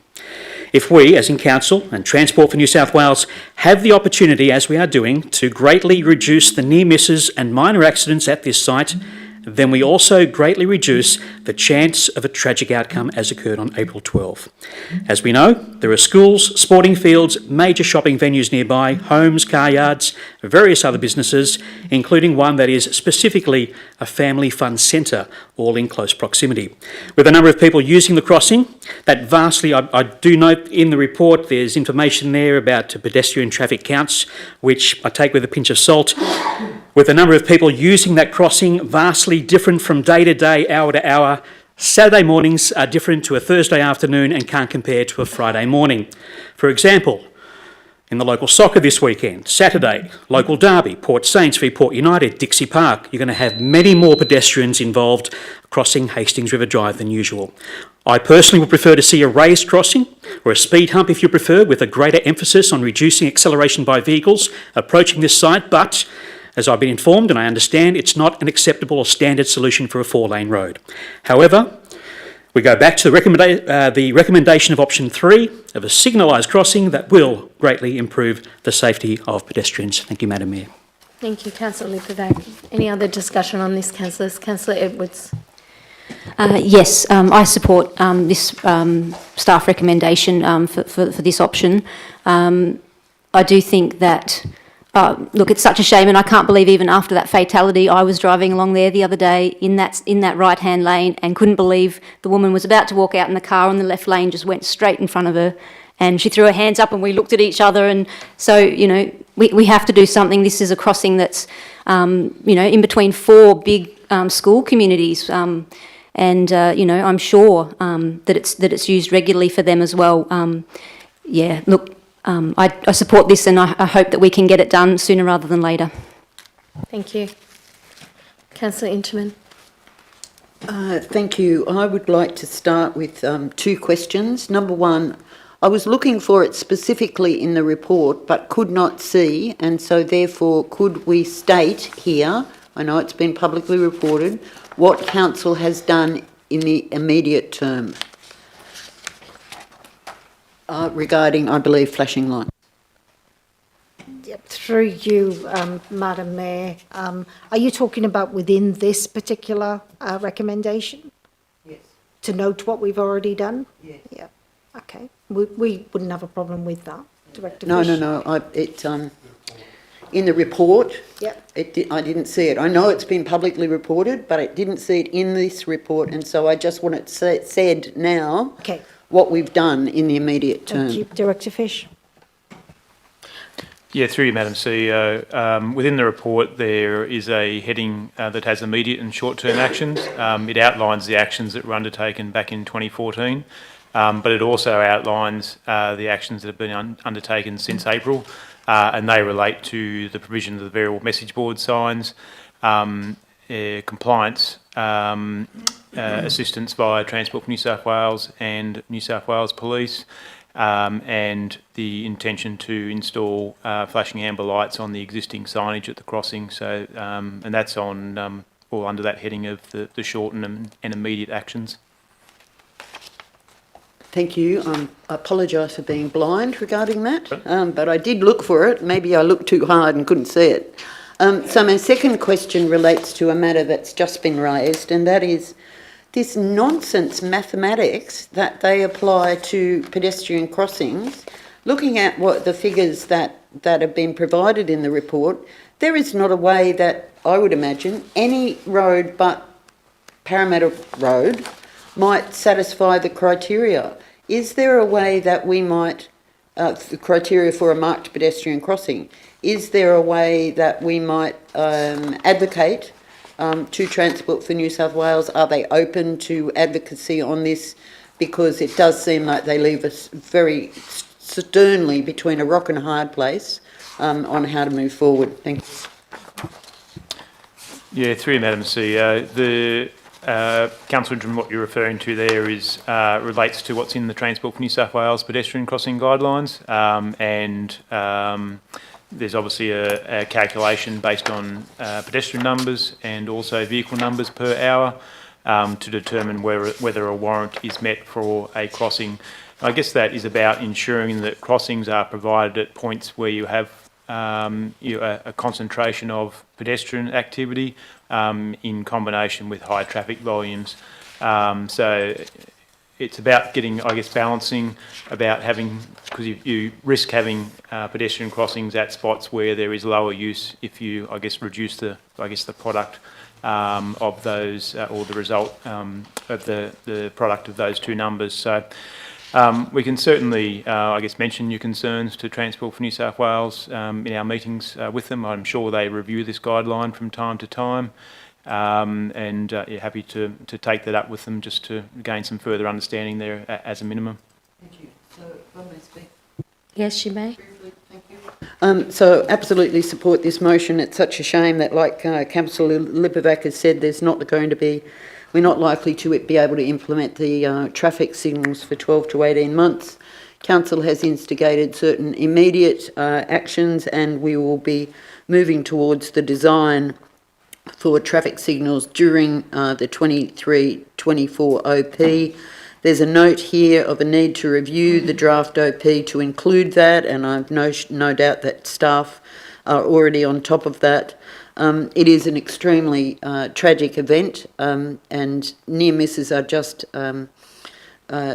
too frequent, and it's a reminder, I would think, that government cannot legislate against stupidity or inattention or recklessness, but we can certainly encourage it by displaying that behaviour to other people, by modelling that behaviour to other people, and taking every opportunity, as Councillor Edwards did, to demonstrate frustration with this callous disregard for other people. It comes down to rights and responsibilities. We don't have a right to travel on roads in reckless disregard of other people. We do have a responsibility to take notice of those of other people's safety, and just a moment's inattention can lead to horror if only people would more strongly realise that. And it's a frustration of governments everywhere as to how they manage this this balance, because it cannot be that governments are responsible for everything. It has to come down to a balance also with people taking responsibility, and whoever does drive recklessly through pedestrian crossings should hang their heads in shame. Anyway, I support this recommendation, and I would like us to take this up with Transport for New South Wales, because by my calculations, I understand what Councillor Lipovac said, maybe the figures are different on a Saturday morning, blah, blah. However, by my calculation of what we were provided there, there's not hope in Hades that we would get. That's a busy road on Hastings River Drive, and we would not get to that limit at all. I would imagine. So it's almost as if the Transport for New South Wales regulations are designed to fail, and I think it bears being brought up with them. Thank you. Okay, thank you, Councillor Interman. Councillor Edwards. Yes, just a question, please, Madam Mayor, through you to staff. Just actually going back to look at the visuals here and noting that we're talking about signalisation on the existing signage. Right now, what's been set up after that tragedy, it's set back a little bit further than that, but it's still not necessarily working. I'm just wondering if there is something, seeing as we might be waiting more than 12 months for the permanent upgrades there. If there might be something we could do to really draw drivers' attention at the crossing. Yeah, through you, Madam CEO, I guess that's the key intent of putting the flashing lights on the existing signage. So there's signs at the crossing itself, but there's also signs on the approaches a couple of 100 metres prior. So the intent would be to put flashing lights in place on that signage. It's already oversized signage that was put in place back in 2014. So that's certainly the intent around improving that visibility. Once we've got that in place, I guess we can assess the further need for the VMSs to remain there. Yeah, certainly that will make an improvement by having the flashing lights there. Can I just make one further point just in relation to Councillor Interman's earlier question? Where I guess the warrant is not met via that the guideline for a formalised pedestrian crossing, it doesn't mean there's not other solutions you can implement. And typically where you have sites where you don't meet that warrant, you would be looking at an alternative which would be more your refuge type scenario, which is we have at a number of locations across the Shire. So you provide some provisions that enable pedestrians to cross safely, but ultimately they are obviously the onus is on the pedestrian to wait for traffic to pass and then cross when it's safe to do so.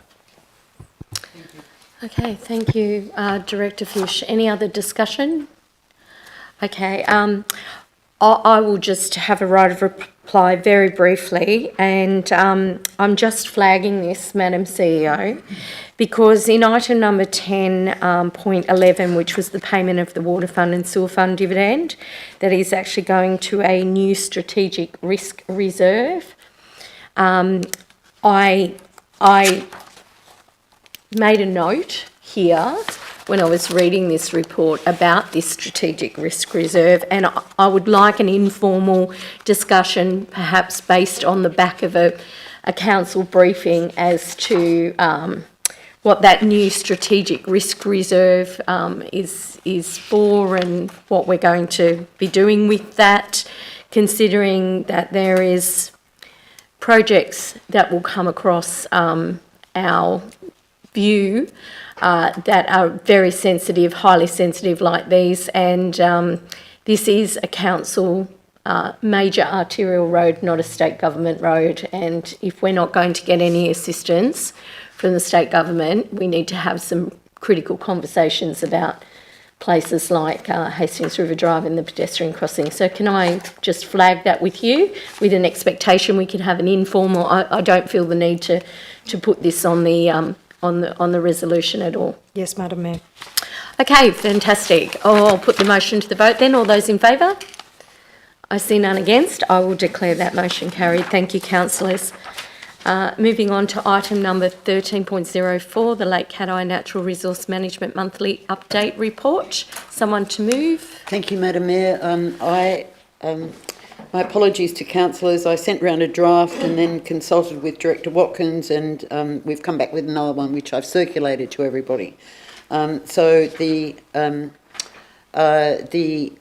new motion is the staff recommendation: note the progress of the resource management projects / initiatives within Lake Cat Eye, Lake Innes and Cat Eye Creek waterways, and progression of the coastal management program. And the new 2 is continue with monthly reporting for the Lake Cat Eye Natural Resource Management Update Report, and review the frequency of reporting no later than the November 2023 Ordinary Council meeting. Thank you. Seconded by Councillor Maltman. Thank you.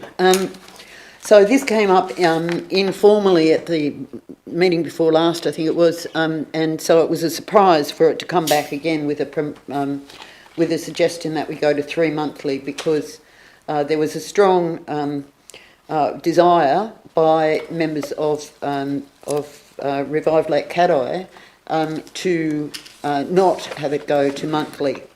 But we've since received information from staff to suggest that this is actually quite an onerous task, and so we need to balance the desire of the community for up-to-date information on Lake Cat Eye. Many councillors here now will, with the exception of some, will not be particularly aware of the anxiety, the heartache and the drama associated with Lake Cat Eye in recent times because of the weather, the climate and the effects on that, and also associated with dredging, the opening of the lake, etc., etc. There's a great desire, and I applaud them for it. There's a great desire on the part of the Lake Cat Eye community that they keep informed, well informed of what is happening in Lake Cat Eye and surrounds regarding the waterways. So I appreciate that, but I'm also appreciative of the time cost to staff, and so therefore if we can have a discussion between now and November, before November, so that we can hopefully find a middle ground that's satisfactory to everyone. Thank you. Thank you, Councillor Interman. Councillor Maltman. I support this motion from, I was about to say Deputy Mayor, going back from all the times I've been Revive Lake Cat Eye, Councillor Interman. This is the 24th item on Lake Cat Eye, and I'm very happy about that, but unfortunately, the community still, because they can't see action going on in the Lake Cat Eye area because of all the planning and the compliance that has to go on in relation to the coastal management plan, people perceive that to be that there is no action going on in Lake Cat Eye. And as one councillor said at the start of last year, when she called this representation of Lake Cat Eye epic, I actually agree with that, and I continue to agree with that and feel that it is necessary for the Lake Cat Eye community to be getting this monthly update, and also for them to be pointed towards the CMP and the information in there when they bring it to me and they say that they don't feel like anything's going on in Lake Cat Eye, because council staff and councillors have been working very, very hard to make sure that this actual work is happening behind the scenes, and it's, best laid plans and make decisions. So we've got hydrodynamic modelling going on, and the reason we've got things like that under the CMP is to make sure that we do it right the first time. After all this modelling gets done in Lake Innes and so on, we want to make sure that we're not going back and forth and doing plan after plan that doesn't have a result. The Coastal Management Plan will result in results on the ground in Lake Cat Eye for a holistic resolve. So I support this, and I thank Councillor Interman for bringing it forward. Thank you. Great, thank you, Councillor Mortman. Any other discussion, councillors? Councillor Mortman, if you'd like to take your microphone off. Councillor Edwards. I just had a question. Seeing as this is the first I've seen of this one, sorry, through you, Madam Mayor, I think it was Director Watkins who gave the advice, but why November? Through you, Madam CEO, that was a date that was discussed and put forward by the councillor. Oh, can I redirect that question to Councillor Interman? Why November? Actually, Director Watkins suggested 6 months, and I made it to by November, so we can have it earlier if we can get it decided. Yeah. So the 6 months was from Director Watkins, and I've just made it so that it's no later than that, because we do need to discuss. We do need to consult with people about this. Yep. If you're happy with that, Thank you. Councillor Lipovac. Thank you, Madam Mayor. Councillor, a question through you to Director Watkins. I did note in the report it indicated we're reducing the meetings from 11 down to 3. Trying to find some middle ground here, would you be open to 4 meetings a year, so strictly quarterly, every 3 months? Through you, Madam CEO, that was what we recommended, to go quarterly. We only have 11 ordinary council meetings a year, so it works out to be about every 3 months. quarterly calendar. Quarterly, yeah, that's right. Oh, no, I need to find the information that I read there. You need some clarification. I guess I need some clarification because I'm sure I read, not that I can see it at the moment, we're going from 11. Yes, I understand that we don't meet in January. So you were going from monthly meetings to 3. Quarterly, yes. But I would suggest you'll be looking at August, November, February, May. That's quarterly, rather than the... Through Madam CEO, yes, I was going on a calendar year, but that's fine, yes. If it is 4 or 3, I'm more than happy to accommodate that. I think the resources are there. It's not a significant imposition from where we are now. But my point that was made in responding to the questions was that we currently are doing 11 reports. Madam Mayor, there's an opportunity here to put forward an amendment. Or do we need to run through this first? You could foreshadow. Can I foreshadow an amendment? You could wait to see what happens with this.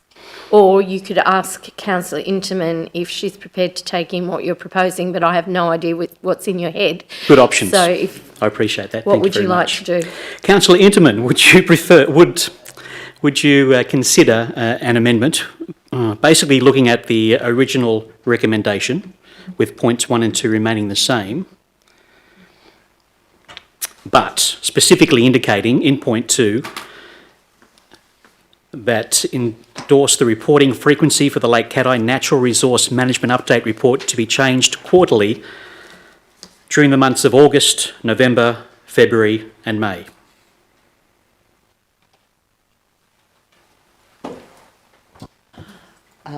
Thank you, Councillor Lipovac, for the opportunity to look at that. But no, I made a direct undertaking at the meeting that it came to recently that we would give an opportunity to consider this with the community before we made a change. And I think we might be confused by the proposed amendment up there because that's actually, I think that's the motion. And should Councillor Lipovac wish to put in an amendment for 3 months, Mr Ferguson might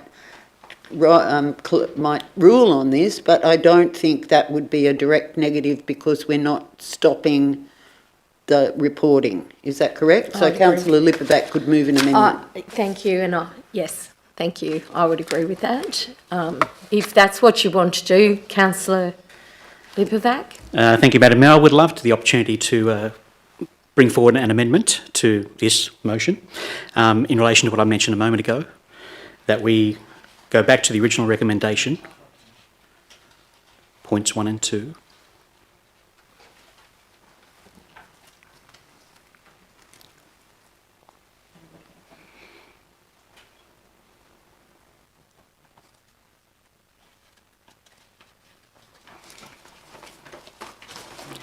And I may need some guidance here in the specific wording.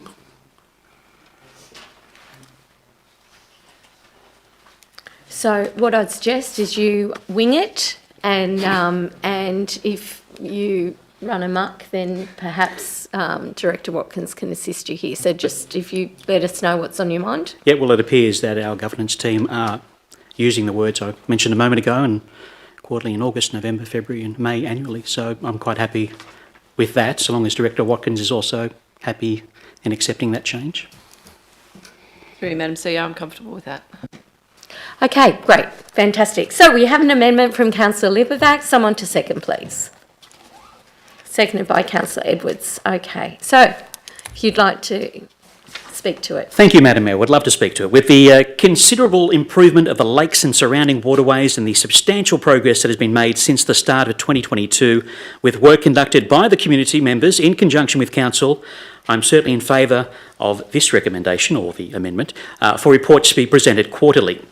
From discussions this week, for those who attended the pre-meeting briefing on Monday, rest assured the progress of this important work will not be affected. There will be no impact. There shouldn't be any concerns about the natural resource management projects being jeopardised by reverting to less frequent reports. There has been substantial council and grant funding to restore the lakes and system, which indicates how vital we consider this natural amenity. There is usually minimal discussion on these reports, and from memory they are passed unanimously by councillors, and therefore I seek the support of fellow councillors. Thank you, Madam Mayor. Thank you. Any other discussion? Councillor Edwards. Yes, I'll quickly speak to this amendment because I can see why Councillor Lipovac would bring this, though I appreciate Councillor Interman's amendment also. But I do note that, questions were asked on this item, and, the response given does indicate, a considerable amount of staff time goes to this regular reporting, and staff time is money, and it means it's time that they're not working on some of our other community priorities, and that's significant to me.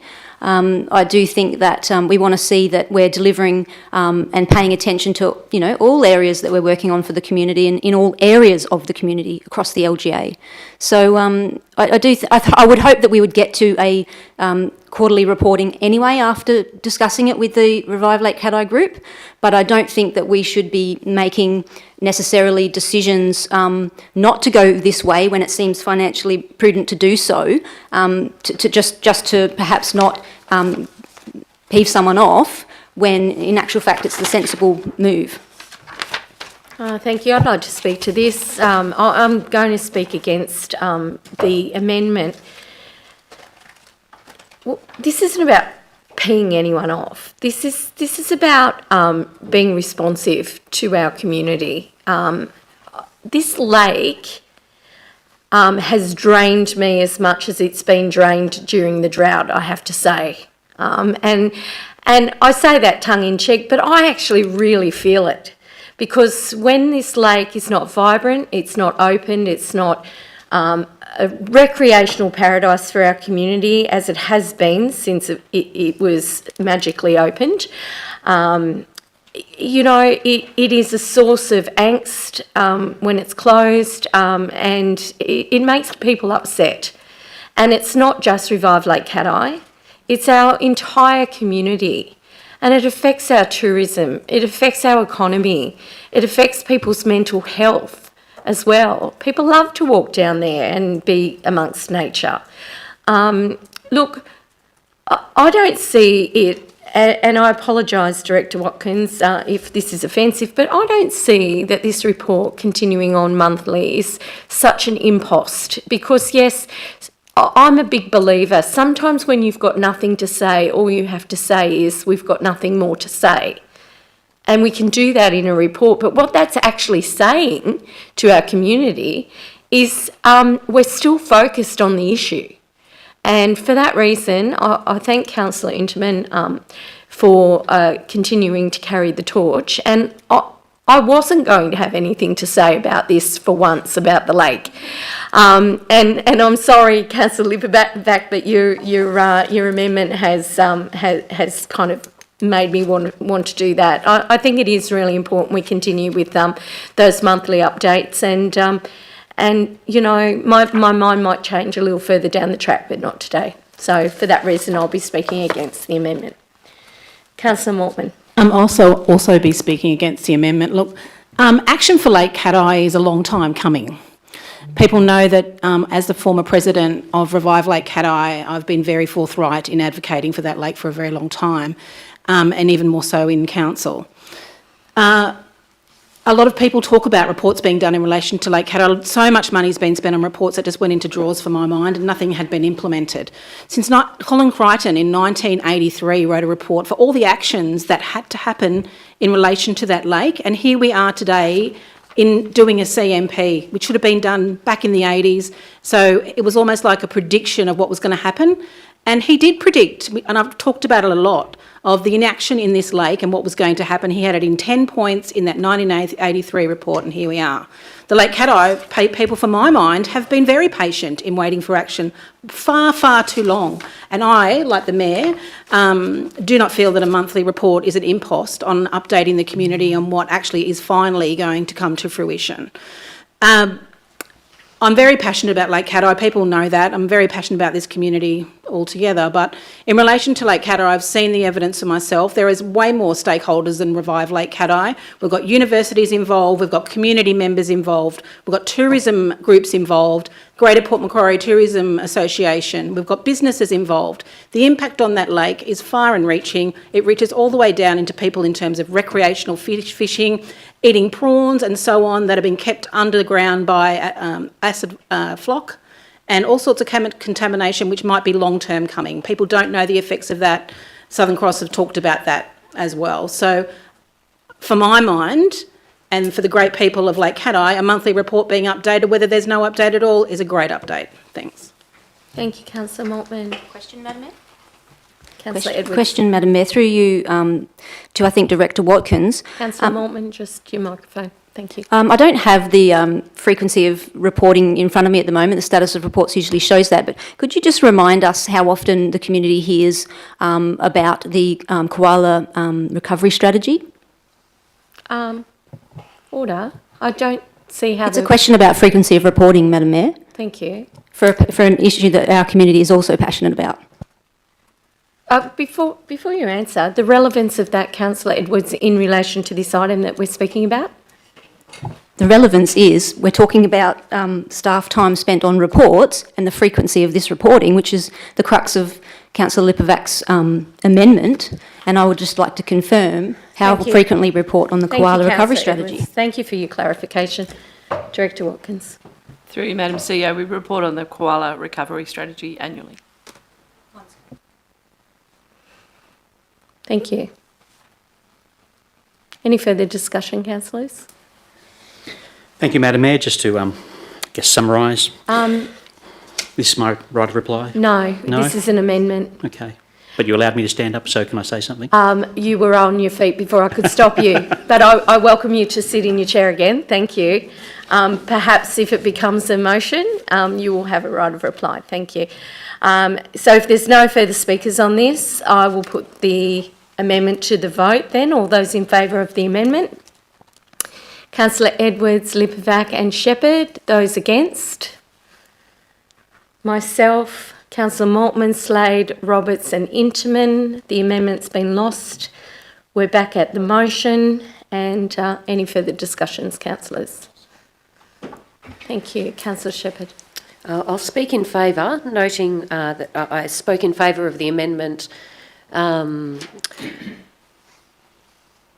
not really because I want to reduce the frequency of a report, but simply because I'd like to have appropriate resourcing. And I think that point in regards to the frequency of reporting on other matters that are quite significant to our community, such as the koala recovery strategy, is a really good example, because if we look at how we expend our council resources, whether it's 4 to 5 hours a month, for instance, on this report for the Lake Cat Eye, report, that's 4 to 5 hours that's not spent somewhere else, like on a koala recovery strategy update for us, or for other works like that. And it wasn't lightly that I voted in favour of quarterly updates, because I understand that there's people in the Lake Cat Eye community who feel that I don't particularly care for Lake Cat Eye. I don't want to invest monies there, which isn't the case at all. So politically, very unwise for me to be voting for quarterly reports, but I did still feel that that was the prudent way forward. That being said, I do think that there is also merit in the discussion of making sure that community members are aware that that's the case, and how we're going to help them stay on top of these matters into the future.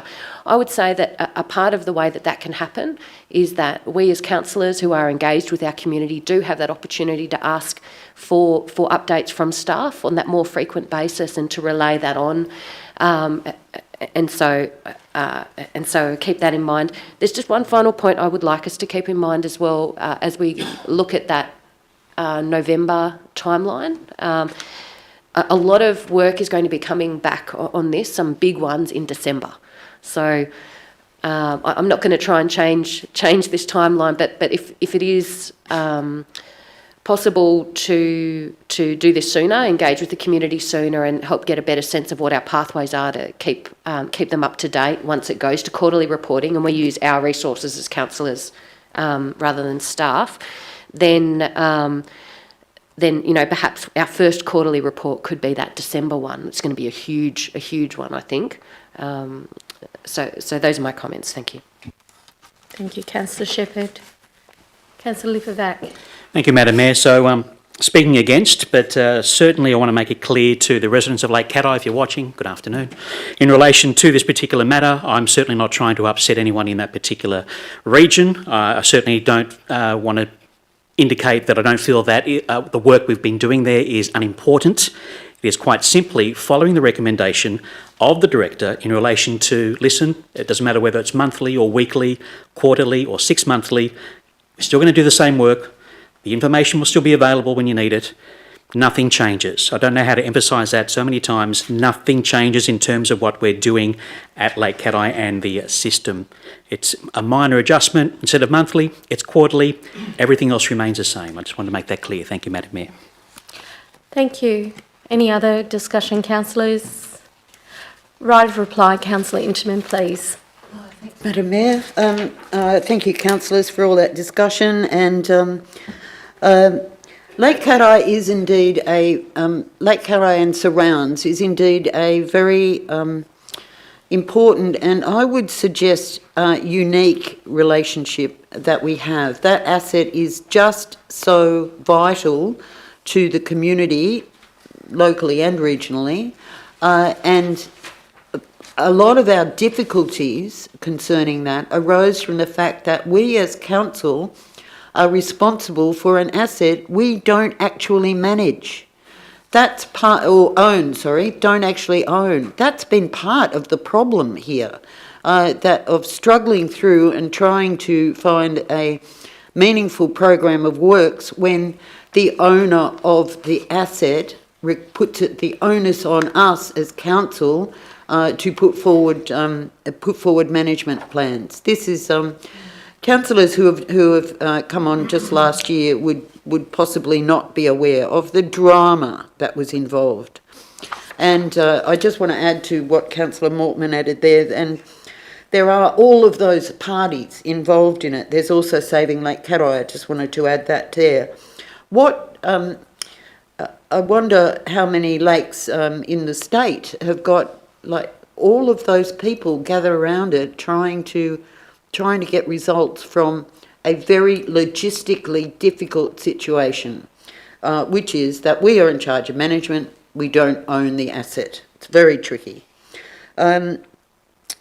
Now, as regarding quarterly, I hear the optimism in some councillors' voices regarding quarterly.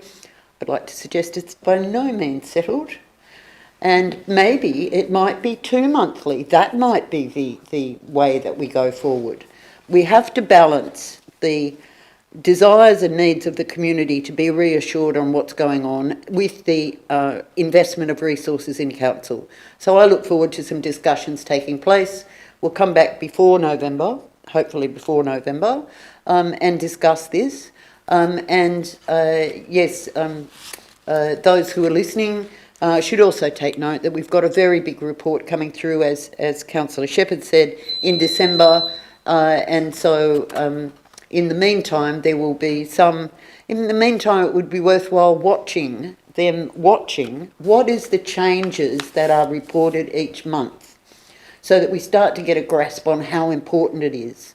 And of course, if we decided on certain number of monthlies, it could also be that if there was something significant, it needs to be reported straight away. That then becomes an extra burden on the resources. So let's balance it. Thank you. Thank you. I'll put the motion to the vote then. All those in favour? See none against. I'll declare that carried. Thank you, councillors. All right. So we will now move into confidential matters.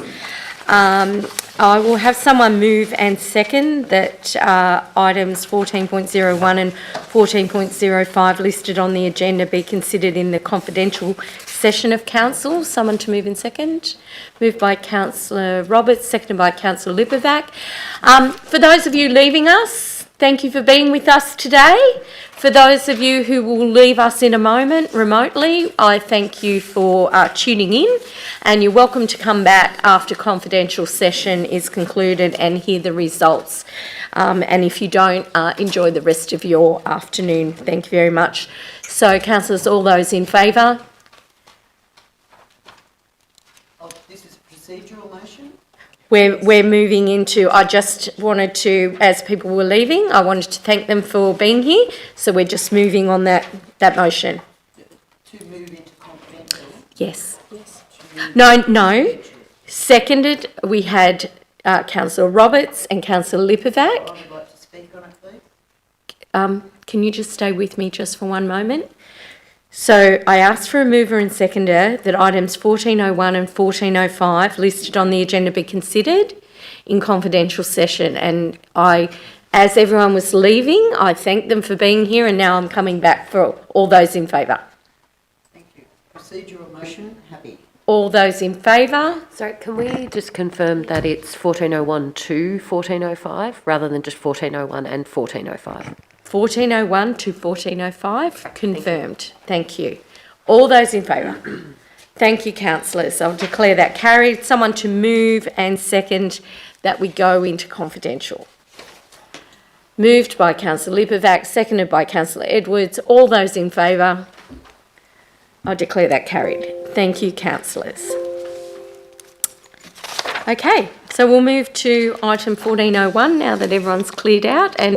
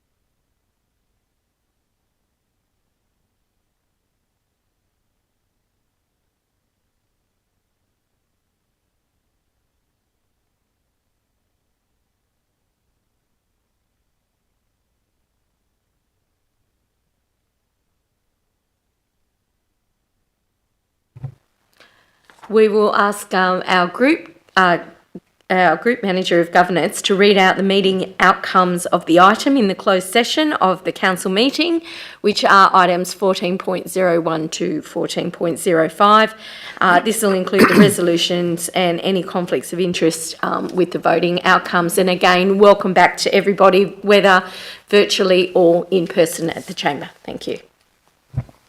Thank you, Madam Mayor. With regard to item 14.01, 2023.010, manufacture and delivery of two 11,000 litre vacuum sucker trucks. Council resolved that Council 1, under extenuating circumstances, provisions of Section 55(3)(I) of the Local Government Act 1993, not invite open tenders as a satisfactory outcome would not be achieved for the reason of limited availability of competitive or reliable tenderers to manufacture and deliver two 11,000 litre vacuum sucker trucks. 2, issue a formal request for quotation 2023.010, manufacture and delivery of two 11,000 litre vacuum sucker trucks on a single invitation basis to the contractor recognised by Council. 3, request the Chief Executive Officer enter into negotiations with the contractor detailed in this report with a view to entering into a contract for the manufacture and delivery of two 11,000 litre vacuum sucker trucks. 4, note the Chief Executive Officer under existing delegations to the General Manager may accept a quotation for the manufacture and delivery of two 11,000 litre vacuum sucker trucks and present a further report to a future meeting of Council after contract award for Council's information. 5, maintain the confidentiality of the documents and consideration in respect of 2023.010, manufacture and delivery of two 11,000 litre vacuum sucker trucks and this report. That item was carried unanimously. With regard to item 14.02, Port Macquarie Golf Course, Council resolved 1, that Council note the current land options available in relation to the subject land. 2, request the Chief Executive Officer action Council's determination as detailed in option 1 of this report. And 3, retain the confidentiality of the other documents in relation to this matter. That item was carried unanimously, noting Councillor Slade, I think you were out of the meeting at that time. You left the meeting. Item 14.03, Cairncross Waste Management Facility leachate pre-treatment temporary system single select procurement. Council resolved 1, that Council note the untreated leachate from the Cairncross Waste Management Facility is currently disposed of to the Port Macquarie Wastewater Treatment Plant in accordance with the Department of Planning and Environment approved temporary trade waste agreement. 2, note the temporary trade waste agreement expires in October 2023 and will not be reapproved by Department of Planning and Environment for the disposal of untreated leachate. 3, note that due to recent wet weather, untreated leachates currently constituting approximately 10% to 15% of the treatment load on the Port Macquarie Wastewater Treatment Plant, adding significantly to the current capacity issues at the plant. 4, note the need for a permanent pre-treatment solution to be included in any leachate management plan for the Cairncross Waste Management Facility. 5, under the extenuating circumstances provision of Section 55(3)(I) of the Local Government Act 1993, not invite open tenders for an interim solution of a containerised leachate pre-treatment processing facility at Cairncross Waste Management Facility, reason being a satisfactory outcome to address the current pressing risks associated with leachate disposal at Cairncross would not be achieved due to the constrained timeframe imposed for the temporary trade waste approval and the requirement for the Department of Planning and Environment to approve any pre-treatment solution prior to adoption. 6, note the attached proposal from Oleology Proprietary Limited has been approved by the Department of Planning and Environment in addressing the criteria for leachate pre-treatment prior to discharge at the Port Macquarie Wastewater Treatment Plant. Note the Chief Executive Officer under existing delegations to the General Manager may enter into a contract following successful negotiations with Oleology Proprietary Limited for the supply of a containerised leachate pre-treatment solution and present a further report to a future meeting with Council on completion of the works for Council's information. That item was carried unanimously. Item 14.04, acceptance of Kempsey Shire Council waste at Cairncross Landfill. Council resolved 1, that Council note the request to continue to support Kempsey Shire Council's waste management activities given the issues they are having with their landfill expansion project. 2, continue to accept curbside municipal general waste from Kempsey Shire Council at the Cairncross Landfill until 31 December 2023. 3, accept transfer station waste from Kempsey Shire Council at the Cairncross Landfill until 31 December 2023. 4, note the additional volume of waste will have minimal impact on landfill capacity at the Cairncross site over this extended period. 5, charge Kempsey Shire Council the adopted waste fees and charges applicable for the disposal of all municipal waste at the Cairncross landfill from 1 July 2023 to 31 December 2023. 6, note the intention to continue to work collaboratively with Kempsey Shire Council to develop and implement effective waste management strategies that benefit the region. 7, note that a report will be tabled at the completion of this arrangement with Kempsey Shire Council detailing the waste accepted from Kempsey Shire Council at the Cairncross landfill. That item was carried unanimously. Item 14.05, Chief Executive Officer's Performance Review. Council resolved 1, that Council endorses the CEO's Performance Review Committee's assessment of the CEO's annual performance review as significant strength across all agreed KPIs for the previous review period ending March 2023. 2, that Council formally endorse the recommendations of the Chief Executive Officer Performance Review Panel decision to award a 4% performance-based increase to the CEO's total remuneration package as allowed under the criteria contained in Section 8, Clause 8.3 of the General Manager CEO's existing standard contract of employment backdated to 1 February 2023. 3, that a new CEO performance agreement be drafted as soon as possible for the next review period and finalised by the CEO Performance Review Panel. 4, note the revised guidelines for the appointment and oversight of general managers issued by the Office of Local Government in 2022 and determine that the finalised CEO performance agreement be presented to the confidential session of the next possible ordinary meeting of Council. That item was also carried unanimously. Thank you, Madam Mayor. No, thank you, Mr. Ferguson. I appreciate that. I thank you again, our community, for being here in person and online. That now concludes the business on today's agenda. Those who have attended the council meeting and are travelling home, please travel safe. And I declare the council meeting closed now at 6:30.